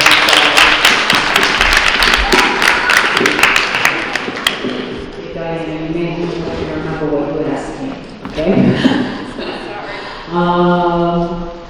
In terms of the difference between the superintendent's budget and the supervisory budget is actually for the pupil services department within central office, so it involves the director of pupil services, the administrative assistant to the director of pupil services, and other contracted services that fall in that line item. So that's the key difference for the superintendent's office is the superintendent's administrative assistant, and again, all of the costs that are involved with that.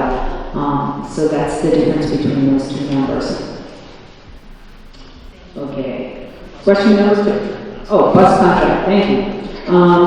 We went out to bid last year on a 2-year contract because there are 2 school districts in the area that the company we contract our business services to are finishing up at the end of this year.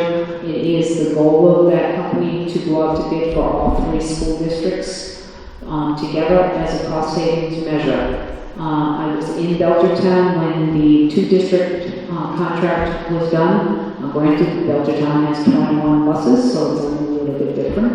But the overall savings for the life of the contract is $100,000 by virtue of going to bid with 2. So we specifically went out for 2 years so that we could join in, and it will be a joint bid with Belchertown and Granby. Early retirement. That's an idea that has rolled around in my head, but the incentive part is the problem. We are rightfully close to the best for this fiscal year, and I hate to put us over the edge. We can't end the year in a deficit. We have to end in either a positive or unusual territory. We can't end in deficit, so that's why we did not consider that. And again, we do hear the concerns around the school bus, so certainly we take a second look at that. Anything else on this one yet? Just speak to class sizes. Class sizes, we're looking at probably in the 23s and 24s in second grade next year. In fourth grade, we're looking at 27, 28. But I need to say that in East Meadow School right now, there are only 2 special education teachers for 3 grade levels. By swapping out the evaluation team leader for somebody who can provide special education direct services to students allows us to be able to have 1 special education teacher dedicated to every grade level. So that would take the pressure off of the 4th grade position.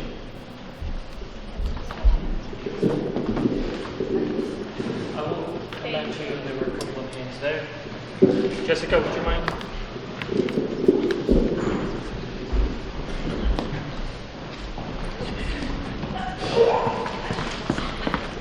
Thank you. Hi, Jessica from the staff. I'm a town member and a teacher in the school.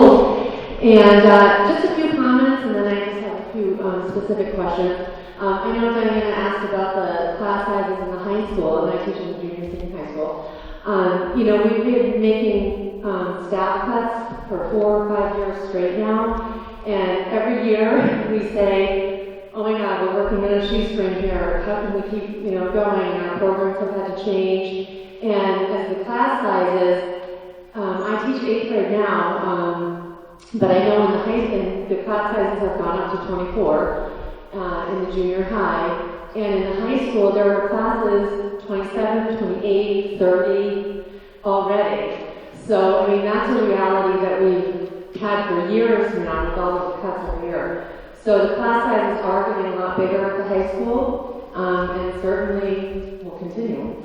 My question was about school choice. The cuts to the sports, the cuts to the music, all of the money going to charter schools and to school choice. We used to be a district that gained a lot of money with school choice, and I really don't see any incentives to bring people to Granby to get those dollars. And we used to really pride ourselves on making a lot of money by bringing kids to the district. So it's certainly a fear that more and more students were losing that money, and it's been reiterated several times that we're paying out, and there's really not a lot that we're doing or that we're offering to bring school choice. There's no promotions, and by getting rid of the growing music program, like the new drama club and the band, and if we're losing the programs that make us competitive, to Band-Aid each year a budget, it's just going to make Granby less and less of a place that other districts want to send their kids, and we're just always going to be paying other districts to take our kids. I also wanted to ask about Pathfinder. I know that, I don't know all the facts, but I know one of the guidance counselors at the school was, it was her understanding that there's a big lump sum that we pay Pathfinder instead of student by student, and it's usually only 3 or 4 students that go, and some of them come back, so I thought that Pathfinder hasn't been mentioned in the budget and the fee that we pay them, so I thought maybe there could be some clarification on that. And then, sorry, I'm going to get short here. If the phys ed, I have a child in East Meadow and at West Street, and they only have gym or phys ed once a week. And then they have just one recess wrapped into their lunch, and it's always been a concern of mine with physical activity. If we are going to, it's unbelievable to me that to cut more phys ed, we've been cutting the phys ed every year for like 8 years. We lose phys ed teachers. In this day and age, it just does not seem right. I was wondering if there was going to be an increase in the recess time. Study after study shows that unstructured activity helps tremendously. So it really, I think it's so important, along with the health, along with the nurse, the physical activity, physical education, to add a recess would be, really, I think, necessary. And Yeah, those are my major points, I guess. The staff, I mean, you just have to keep stop cutting staff. It's great. So yes, it's getting late, so again, I asked your help to try and help you remember what questions you had asked about. We don't know about the class size issue at the high school. If we have to go that far at this point in time, it will depend on taking a look at the schedule. I am not aware of any classes at the high school that are 28 to 30 students unless I'm mistaken. I've looked at numbers, so I'm not aware of that at this particular juncture in time. If so, it's a rare exception. And it's probably things like band or things like that you want more kids in an ensemble for the ensemble to sound decent. In terms of increasing recess, this is one of those unfunded mandates, or the state has what they call a time-on learning regulation. There must be 900 minutes of education offered to students at the elementary level, and recess is not allowed to be counted. So if you increase recess, you increase the length of the school day, which increases salaries, because that's a working condition, so on and so forth. So it then becomes a snowball. And Pathfinder. Pathfinder is not something that is included in the school budget. It is its own separate thing. We actually have people in the town who serve as the Granby representatives on the Pathfinder School Committee. We are a member of a consortium of districts that belong to Pathfinder. It's actually more cost effective for us to do that than to just go out on straight tuition. Because the assessment from Pathfinder is based on the number of students overall, so it works like a regional school district based on the total population and based on each town's membership within that total population. Pathfinder not only provides the education, but the transportation is included in that assessment. If we were to do something like tuition our students to, say, Smith Vocational, we're talking probably about $3,000 to $4,000 extra per student, and we must provide the bus ride. And that does come from our budget.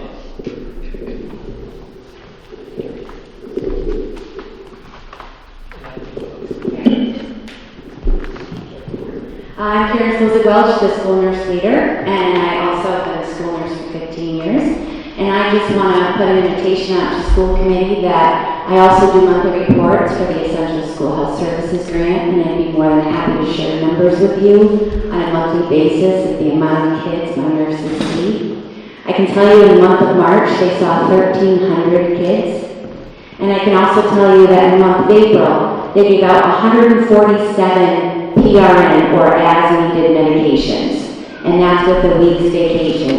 That includes Tylenol, Motrin, inhalers, anything on an as-needed basis that requires a nursing assessment. All facts, not my opinion, but you're more than welcome to send data. Thank you.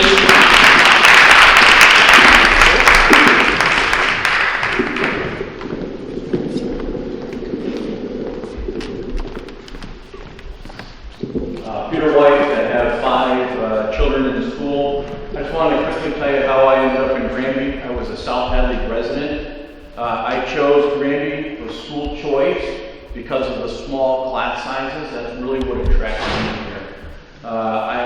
Once we started having our kids come to school here, we ended up moving to town. Now we're taxpayers in town. It seems like we earn a lot of money by school choice coming in, $750,000. If we just double that money, that would close that gap. I know it sounds simple, but we need to attract people into town. If we are going to cut teachers, but it sounds like it has to be, it should be towards the older grades. The younger grades, we need preschool to still be free to get people to come to town. We need the kids to come to town and see these small class sizes, enjoy the brand new school that we have coming soon, so we can build up these class sizes overall. More kids in school can be more money flowing through our budget.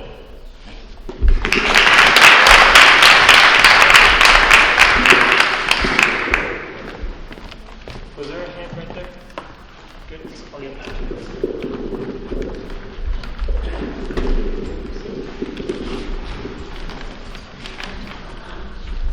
Just a quick thought about some possible revenue is some about renting out the solar panels and try to drive some revenue that way. Also, as far as the recess concern goes, I think if we could get our teachers to do more outdoor learning during nice days, that might help close up some of that recess gap. Some people.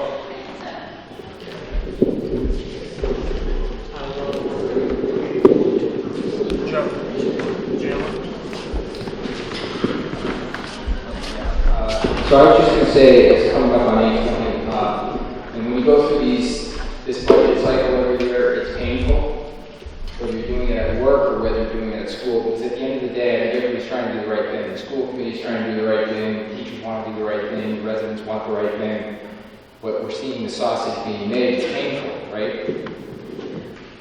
Let's not lose sight of the fact that there's a lot of great things going on in our schools, right? It's not perfect. I think we got an exceptional school committee, we have an exceptional superintendent, both someone going out and someone coming in. We've got great teachers, and when you take a look at the students that are graduating from the high school, they're remarkable kids, so a lot of really good things, right? But then we have to go through this cycle of budgeting and making cuts, and no one wants to make these cuts, right? You look at every one and you say, geez, I don't want to cut that, I don't want to cut that, I don't want to cut that. So here's the question. What other options are there? What's the plan? We're walking out here tonight saying all these cuts are being made, or what's the plan?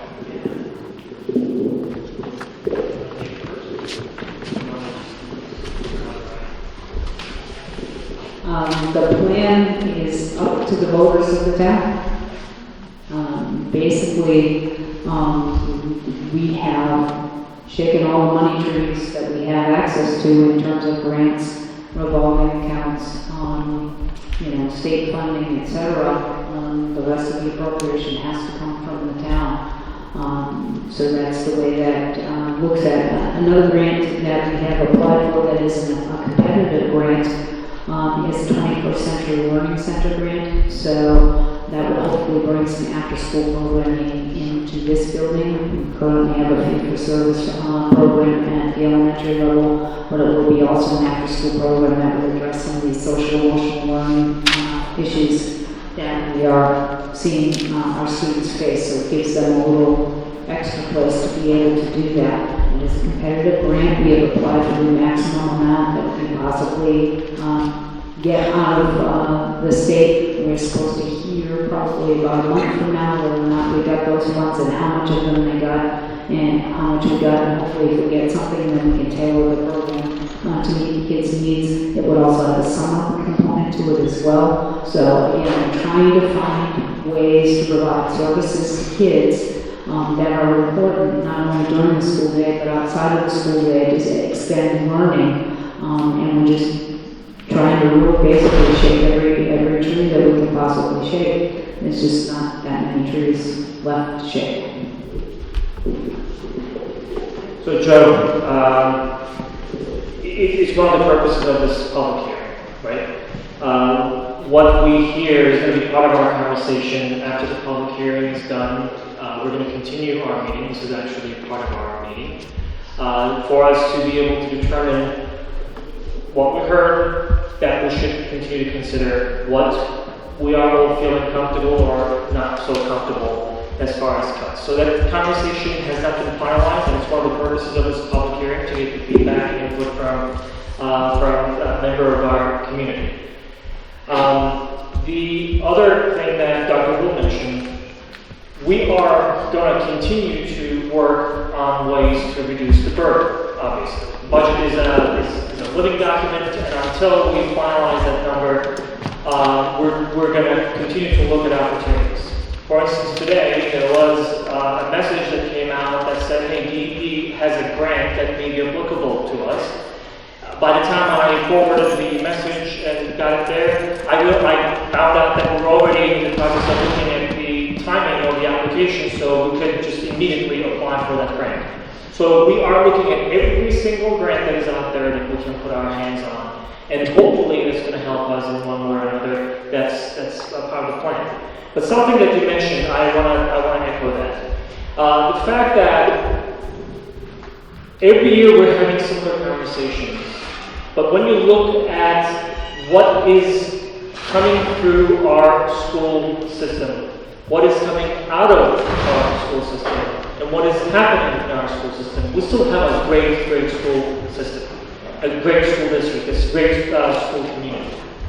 One of the conversations that we had in the past few months was school choice is a big thing for us, but we were seeing those numbers go down, especially the revenue go down. So we looked a little deeper into what is really causing that decline in the school choice revenue. One of the things that we noticed is that school choice is no longer you send somebody, one student, and another student comes this way, and you hope that you're going to see more students than you're sending out. And eventually it becomes a pretty linear mathematical calculation. There are many other factors that go into that. So the structured learning program that Dr. Hu mentioned earlier, that we are hoping will bring at least 4 students back, if not more. It was part of it because when we send students that have additional needs, we actually pay out a lot more. So what we said, let's just put our minds together to find the best way to address some of these gaps. And that was one of the solutions to one of the problems that we were seeing. So if we start doing that and reclaim some of the students that have to leave our community, our school district, because we're not able to offer those services within our school district, that's the first step. Get our students who could not get the services that they needed here, get them back by finding the best and economical way to offer those services. The other thing, I think it was Jess who mentioned it, well, students used to come here for a variety of reasons. We have still a lot of good art programs, music programs, extracurriculars, clubs, activities, and folks love to see that and be part of it. So we have to work together to make sure that we have the ability to offer those.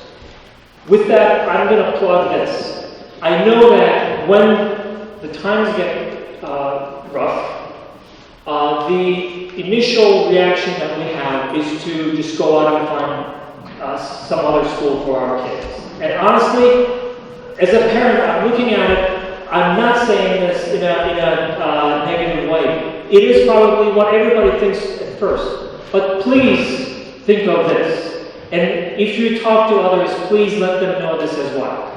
The more our students go out, that state aid that I was talking about, which is very, very crucial for our well-being and our sustainment of services, that goes down. Because the state, when they start looking at that, what we call foundation budget, they don't look at the potential of school choice students that will come here or whatever services are going to provide to those students.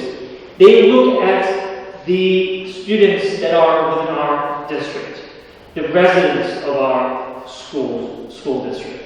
So let's just think of that and try not to be part of that vicious cycle where we do have obviously some problems with our budget, with our finances, and we're working on those.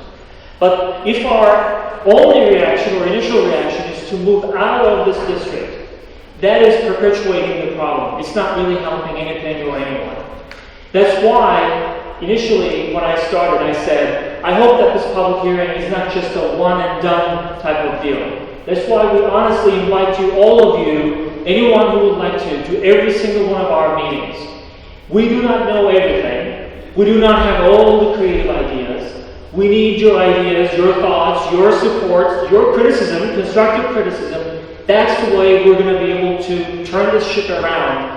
But we are hopeful, as a very young school committee, that we are going to succeed to turn this ship around. But we need your help.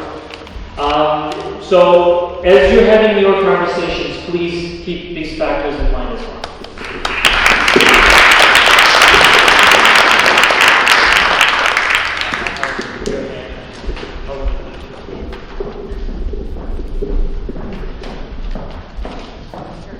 Hi, I'm Karen Raymond. I've been here for 10 years as a school nurse here at the junior senior high. And I thank you very much for considering a second look at the possibility of not splitting, not reducing the nurse position. I really implore you that when the close of the day, what really matters is the safety issue. You might think as school nurses that we count Band-Aids all day, but spend the day with me. And you can see that we're out at the athletic field, there's an injury out there. At the front door, right there, is the school teacher who's having chest pain. We're everywhere and all over this anaphylactic reaction. If we split nurses, if we reduce the nurses, we have 4 students with diabetes, anaphylactic reactions, we have asthma, all things, and not to mention, Desiree skipped to mention this new program upstairs, which brings children with more complex medical issues.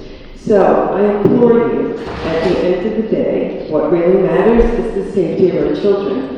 And you don't know me well, but it's not about my job. Am I in this role? I am.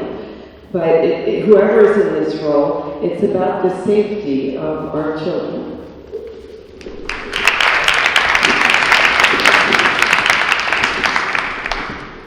Hi everybody, again I'm Maureen McCourt. I grew up here, have a whole family here, and this is my second year on school committee. The one thing I would like you all to understand that hasn't been said yet, every single thing that you've all mentioned, we have all said every night sitting at that table. Every single complaint, every single advocacy section, we have all brought up and said, no, we don't want to do that. No, we can't do that. Here's my question. Where's the solutions? I've only heard a couple. Whether they work or not, whether they sound crazy or not, who cares? It's time to get creative, it's time to think out of the box, and it's time to work together. Let's stop complaining, let's work together. Help us, we're only 5 people.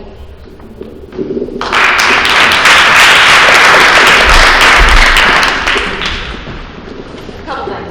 So the 21st century learning program that you talked about, will that provide transportation? Because in your budget you've cut the late bus.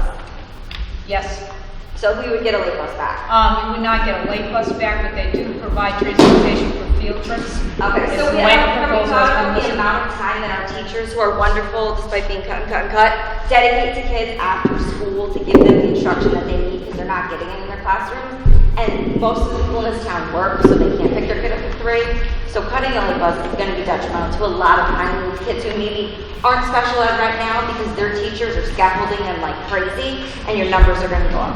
That was my first one. My second one is, anyone thought about, here's a solution, cutting back administration? Cutting them back from a 1 to a 0.9 or a 0.8, looking at their contracts, do they need to work that many days in the summer? Is that the most effective way for us to staff? That's a great solution. Instead of, I don't know if they do a 220 year, doing a 210 year and cutting 10 days out of their salary, something to look at. I mean, summertime, let's be real. Anyone who's worked in a school knows we get some stuff done, but we have a lot of downtime. Those are my thoughts.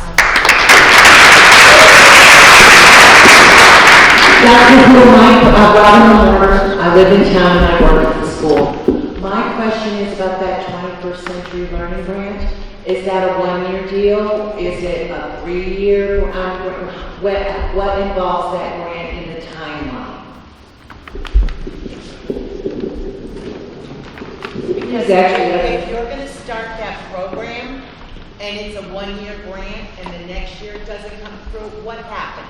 That's where my thought is going. It's actually a 3-year program that then you just have to reapply for the second and third years of funding for that program, but it's actually a 3-year grant. So again, we are hopeful. It is not an entitlement. It is a competitive grant. And the parameters from the state are that it has to be given to districts who have never applied for a 21st Century Learning Grant before. And it happens to be one of them. So we are hopeful that we might not see the maximum, but we'd see something that could be helpful, certainly.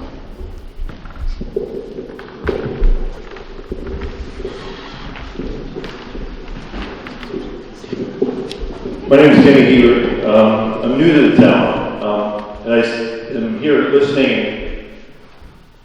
I have a couple of concerns. It sounds like it's not something that's just happened this year. It was a shortfall last year. It sounds like one of the teachers back there saying it's been ongoing situation with shortfalls. And I'm not saying it's a situation that the committee's cause or anything, but it's just the reality of funds. We don't have the funds, we don't have the resources. And it seems it's going to continue. Last year was 360, this year it's 800. That were 800,000. What's it going to be next year? And if you say that you're adding more things, you're not giving you the money, and even in the school nurses, we just go around handing Band-Aid accounts. Is that all we're trying to do? Are we going to just be like a school nurse trying to put Band-Aid on everything? Are we looking beyond this? What's the solution, not just for this year, but long term? And another thought was, well, my concern, we knew that the town coming here and then having a vote and having our taxes raised, building a new school, and then here's another issue, but it's not just this year. What's the future hold? If we're going to build a new school, we're going to have more costs year after year after year. Why are we even moving forward to build a new school? Why are we spending the money that we're going to continue to be cutting or needing more money that we're not going to have? Where are we going to get the money? We're going to keep going for taxes? That's not the answer. So, I mean, should we think out of the box? You say we want to keep school here. Why do we have to keep it here? Why can't we regionalize? Why can't we move beyond here and pull resources with another town from other towns? They're in the same situation. Wouldn't that be an answer?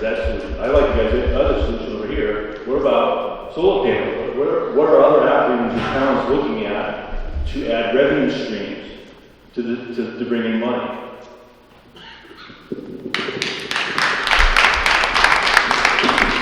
Actually, both the town and the school have signed a contract with Kearsarge Energy that is building a solar farm in town for net metering credits that should reduce our overall electrical bills. So that as soon as that solar farm is built, then we will begin to see some of those savings. So we have looked at that.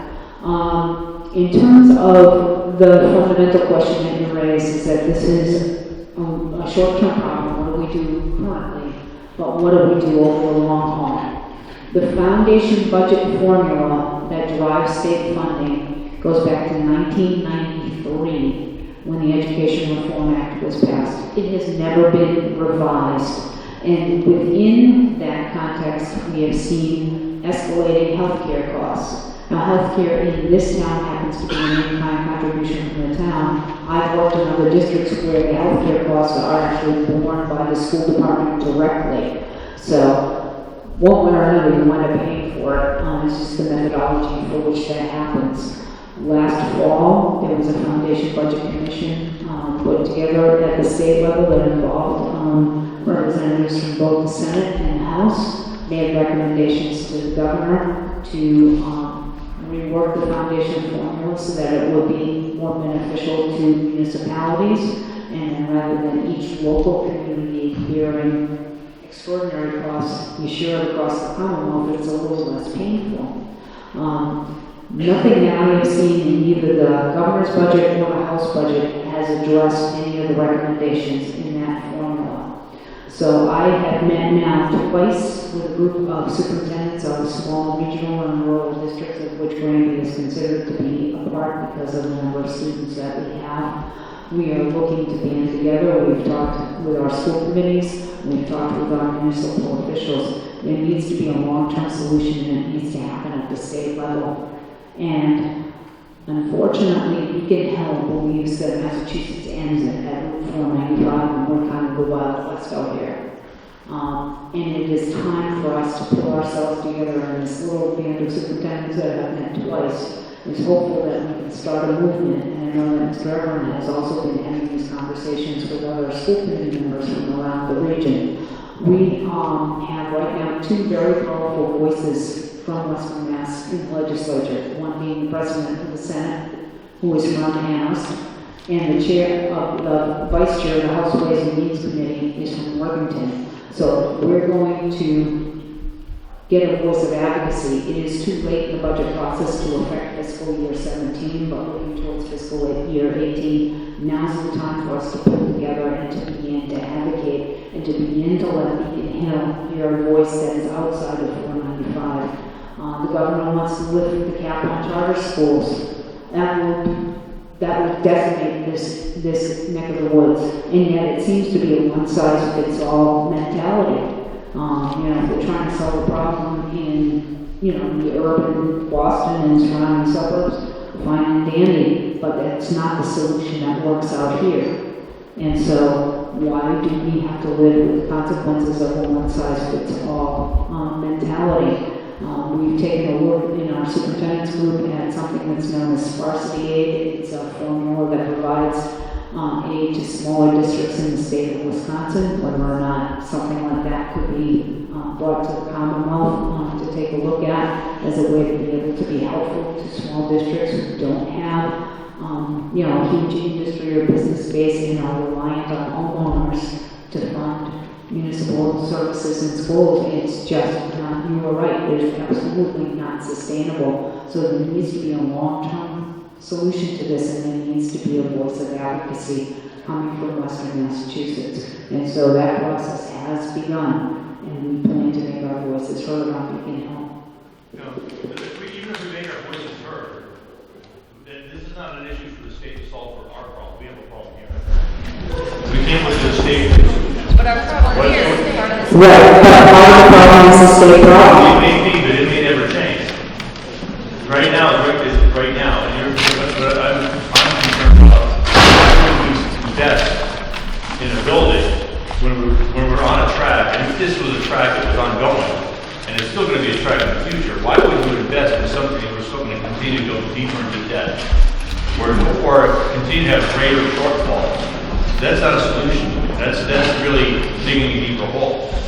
Well, what it's going to do is allow us to vacate a 74-year-old building that has fallen apart at the seams. It may fix that, but it's not going to fix the problem we're here for now. And you're actually going to add, it may fix that building, but you're going to still have all the same issues ongoing. Mm-hmm. That's not a solution. So you say we want solutions. Why do something that's really not going to solution could add to the problem? Well, I think we're going to agree to disagree on that, because I believe that a new school building is going to help solve the problem. It will hopefully bring people who have choice out back to us. That's the number one goal. And the number two goal would be to hopefully bring some more people in. Those are good questions. I mean, just as a person, when I have a budget in my home, we're going to make some hard choices. And sometimes it's cutting some things that you don't want to cut, but you have to cut. And sometimes it means moving or making other choices besides cutting that you have to fix the problem. I don't know if I hear lots of talk, but I don't hear, like you said, no solutions. What are the real solutions? Sometimes they're going to be hard ones. You have to make some hard choices. We have to do something beyond what you were saying or talking about. So, a couple of things.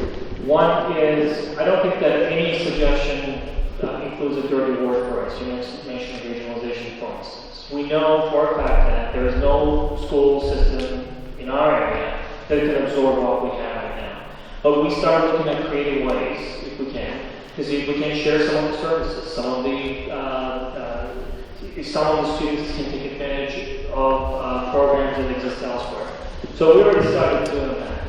In terms of the analogy between home and our school system, the challenge with us is that, first of all, we can't just pick up and move.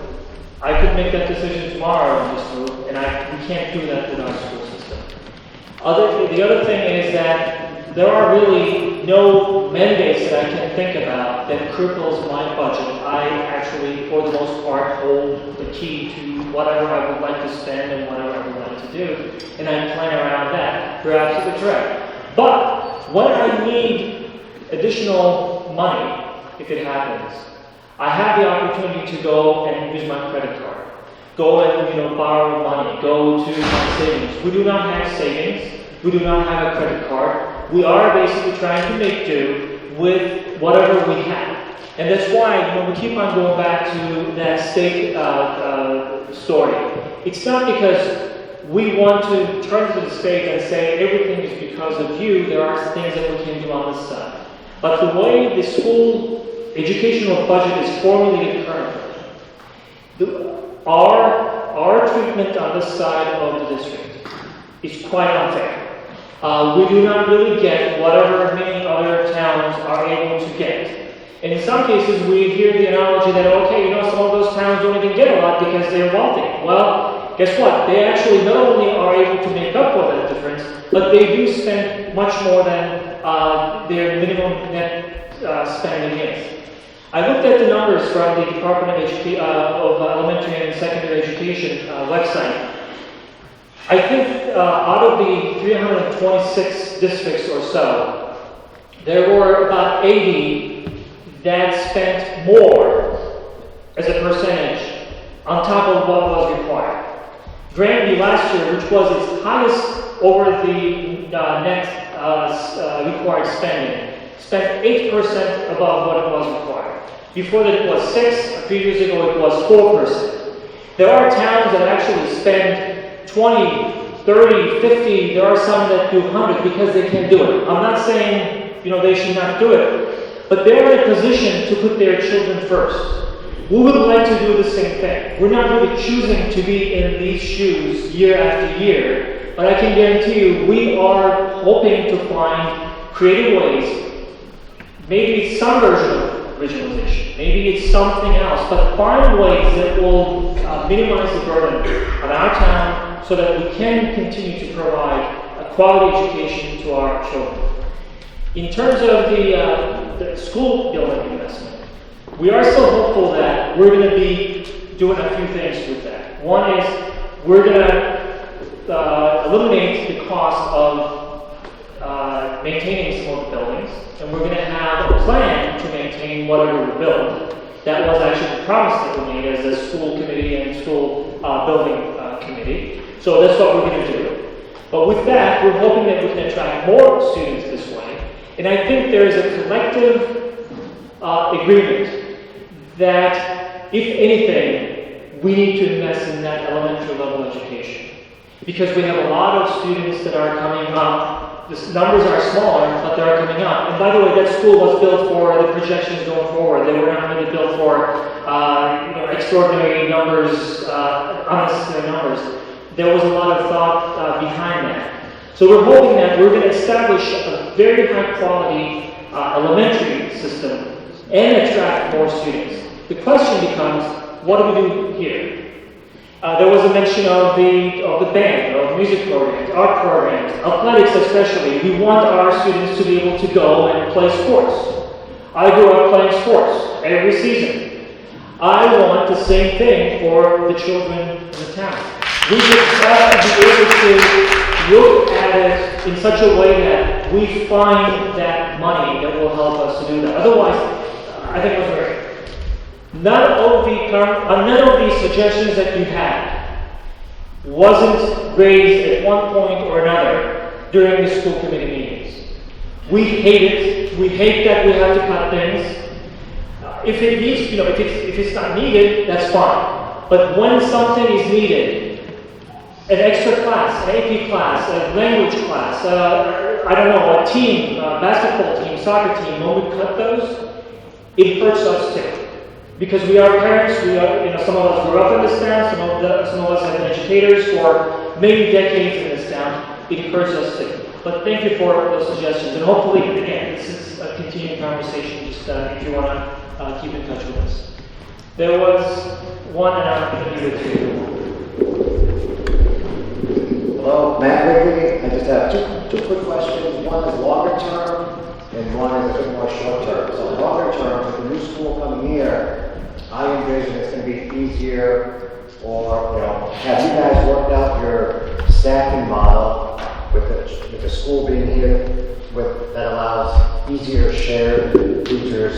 Have we worked that out? Do we know what that's going to save? And I assume that's 2018 going forward.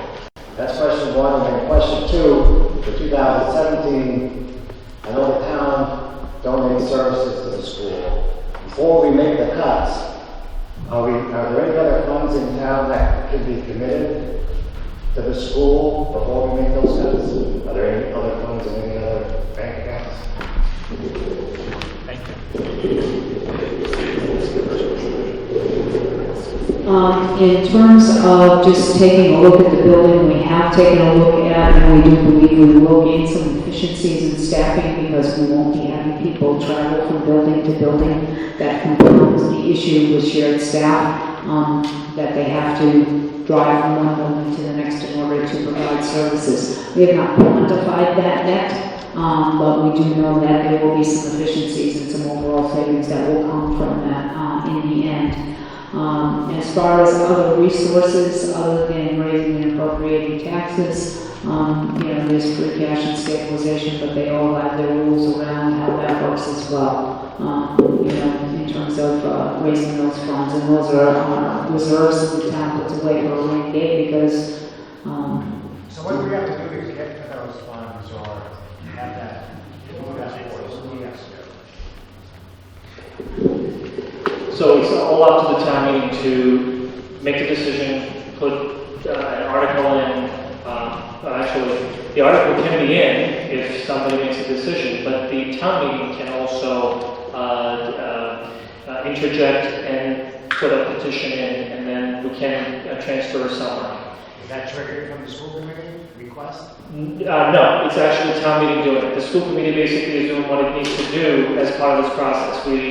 This is our process. We do not decide on that. It's the old Newman democracy at work. Basically, the town meeting makes those decisions. That said, we hesitate to suggest anything of that nature, and here's the reason. It's not because we are not looking for options like that either. As individuals, we are looking at what's available, what may help us. But as we're having these conversations year after year, we don't want to be the body that just goes to the town each time and says, you should do this to help us. We want to have these meetings to inform all of you to the point that you can look at the options for yourselves. In other words, we don't want to just prescribe solutions, whether it's the free cash or the other funds that may be available. The other thing with that, especially when it comes to some of the funds that are put aside, as Dr. Hull said, for rainy day. That's actually part of this process too. We're trying to be as mindful and as creative as possible to reduce any potential eventual burden on the town. There was a question, I don't know if we clarify that. What are we cutting an additional 5.5? We don't know. We actually did not do that yet. With that, what we're looking at currently is that $200,000+ what was it? $289,000 gap is where we stopped. And the reason why we stopped there, we're going to have more conversations again after this public hearing, because we wanted to have another round of conversations to see what that really means to our schools. There was one comment about, I think it was you, Rich, just being looking at a quality education, but also making sure that it is financed in a reasonable way, in a cost-effective way. Believe me, that's what we're trying to do. So it's a challenge year in, year out. But at the end of the day, the money will have to, if we do go with that version of the budget, the money will have to come from somewhere. It could be, a request for a 1-year increase. It could be free cash. It could be some other way. So what we are trying not to do, we're trying not to be the body who prescribes any one of those solutions. At the end of the day, it's going to be the town meeting that's going to make that decision. Are there any other hands that I did not see so far? You had a hand before. Yeah, I don't know my name is Shannon. I grew up in town. I now currently have a son in 6th grade. Did you have to hear? I don't know if everybody's here. Can everybody hear me? No. You said it yourself. I've heard a couple other parents say as well. The sports program, I'm very passionate. My son has played since kindergarten. He is now part of a group with this young woman. 90% of that grade play all-round sports. So they're going to be coming into a new school, not knowing anything, not knowing what to do. That commonality that they do sports together and they can lean on each other. If we get rid of sports, you're not going to attract other kids. you're going to get these kids to outsource and not come back later. Then the money is out. We are seriously considering, if you cut it, he's gone. Doesn't mean he's going to come back. It's very, very important, especially if Jim's going to get cut. They don't have recess in 7th grade. And it's a big, big thing for this grade coming up. Thank you for sharing that. That's exactly what we want to hear.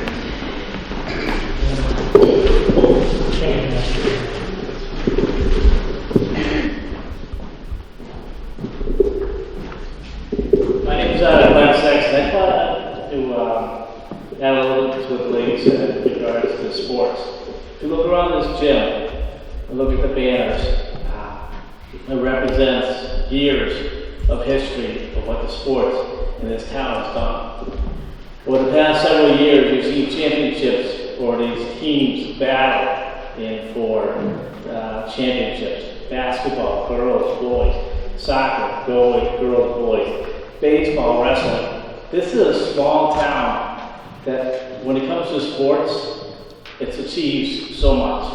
And it's not just said inside this town, it's said outside in a lot of different areas that say, gee, that's such a small town. You guys, look at the teams you produce. And that started from years ago when you have the elementary schools, your middle school sports.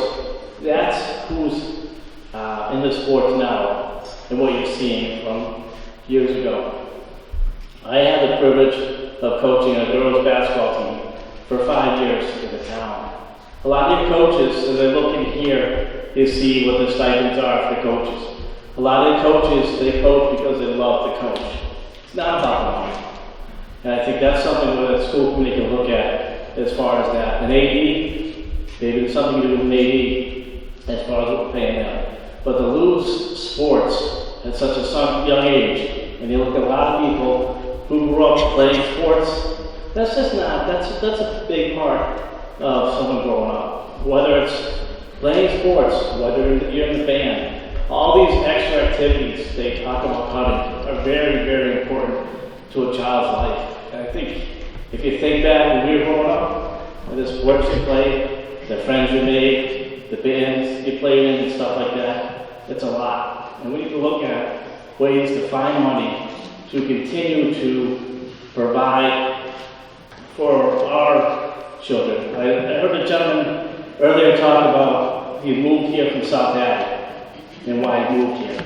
I moved here 20 years ago to raise a family. I had a daughter who just graduated high school last year. I have a daughter now who's a freshman. And I'll say to the people that are in this room, and a lot of people in Granby, they did what I needed back then for me to move here and raise a family. We need to do what we need to do to continue that years ago.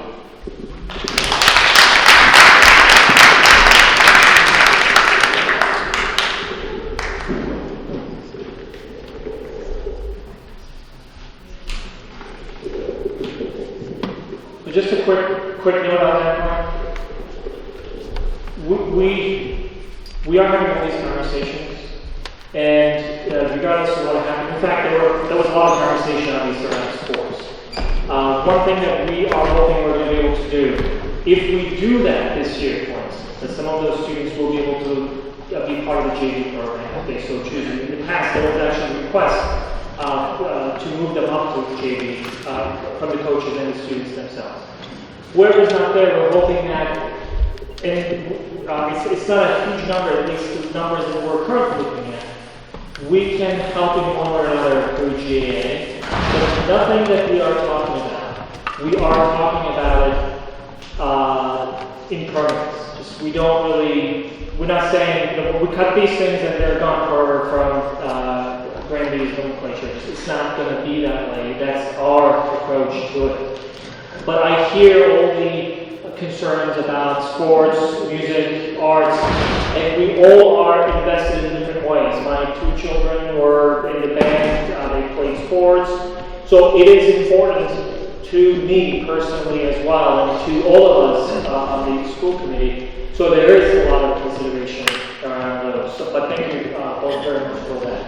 So we talked about the nurse situation, we got that. We talked about about sports, we talked about concerns related to class sizes, we talked about quite a few things. Given that it is past 9 o'clock, I'm gonna, I saw a couple final hands, I'm gonna go to those folks. But with that, if we do not have anything new, we have a meeting to continue to have conversations around what we heard and what we need to do around the budget. I'm not saying if you have anything to say, don't say it, but I'm just going back to the earlier conversation that we had.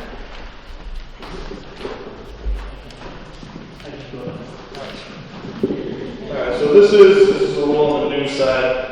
I'm heavily involved in Cub Scouts, Boy Scouts. I spend a lot of my time in leadership roles there.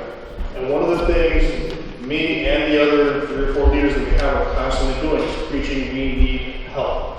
We need as many volunteers as we can possibly muster up, even for the little jobs. And it sounds like the school could also use that kind of help. How many of you out there are tech savvy that can help with that tech problem? How many of you can offer after-school coaching for no cost? Maybe GAA can help pick up some of the burden of the sports and we can get some volunteers to help coaching there. What can we as a town do to help give our time to help close this gap for them? I think that's what we really need to look at. Those are the kinds of solutions these people need to be hearing about. What can you do to spend your time wisely to help your children, to help your grandchildren, your friends' grandchildren? I think that's where we really should leave this.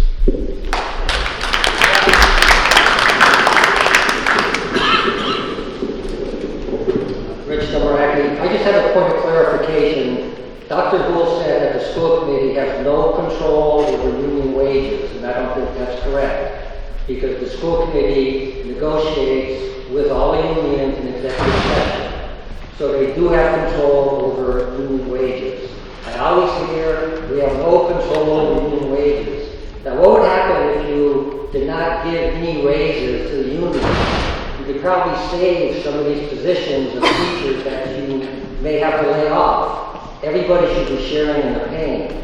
So I have a request of the school committee. Could you please, after you negotiate with the union, could you please summarize what the raises were and put it on Channel 15? I mean, talk about transparency. I'd like to know, and I know there are certain unions, but could you please just summarize on Channel 15 for each union how much in raises that you gave to each one? I think that's very important. And the last comment I have is, I assume that the superintendent's contract is a public document and it could be inspected by anyone? Right. Okay, thank you. Thank you. Okay. How many of you still have questions or comments? 1, 2. Is it fair to say after those 2 comments we can wrap it up? Okay. So I'm going to go with you first. Again, I can't go that far. Thank you for speaking to me. So my name is Rebecca Alexander. I'm a member of the Granby Music Parents Association, and I just want to say that that's a cause that's very near and dear to my heart, and my concern is that with cutting the music teacher position from 0.7 to 0.4, that we lose that educator, and I think he's a huge asset to this town. The music program is one of the few things where we go out into the community, different communities like Barnwell, Hadley, and Holyoke. We have the Men Who Cook event, which is a fantastic event for our town and the surrounding communities if they have interest in our town. And it's one of the few things that I think can be a draw for other communities for potential for kids to come in for choice. And I just want to consider. Thank you. Appreciate it. There was one more. Okay. It was said earlier that the elementary should not be cut. We have a better chance of keeping those kids in. I may be wrong, we do have the ability for virtual high school, correct? Do we have that? would it be possible to offset if we were to take the cuts proposed at the elementary level and put them on the high school? Would it be feasible for us to offset the teachers that we would lose by utilizing virtual high school at a heavier rate? Does that?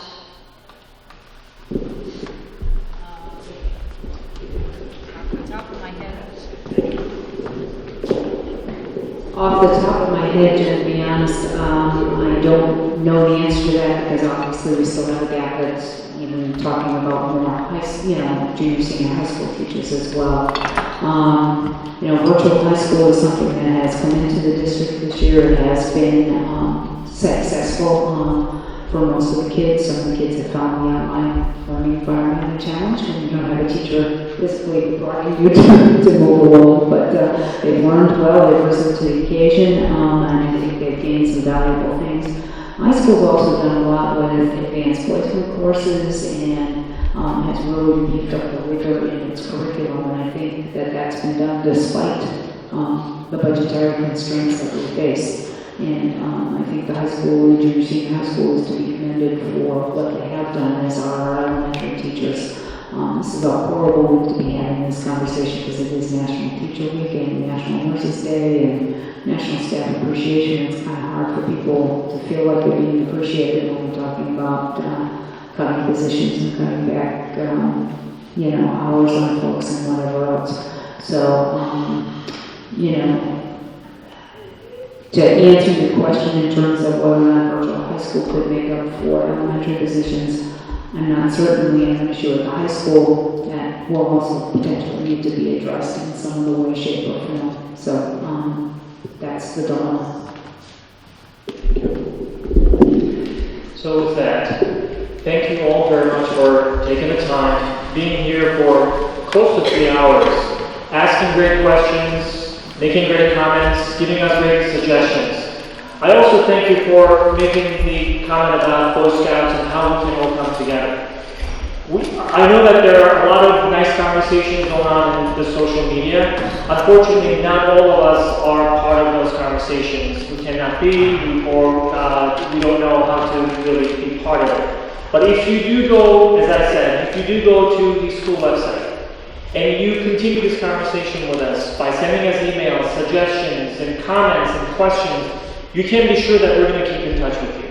This is not just a 5-member school committee. This is our school district. This is our school community. This is all of us together. So let's just continue this conversation. But again, thank you all very much for coming, for your time. Have a good evening.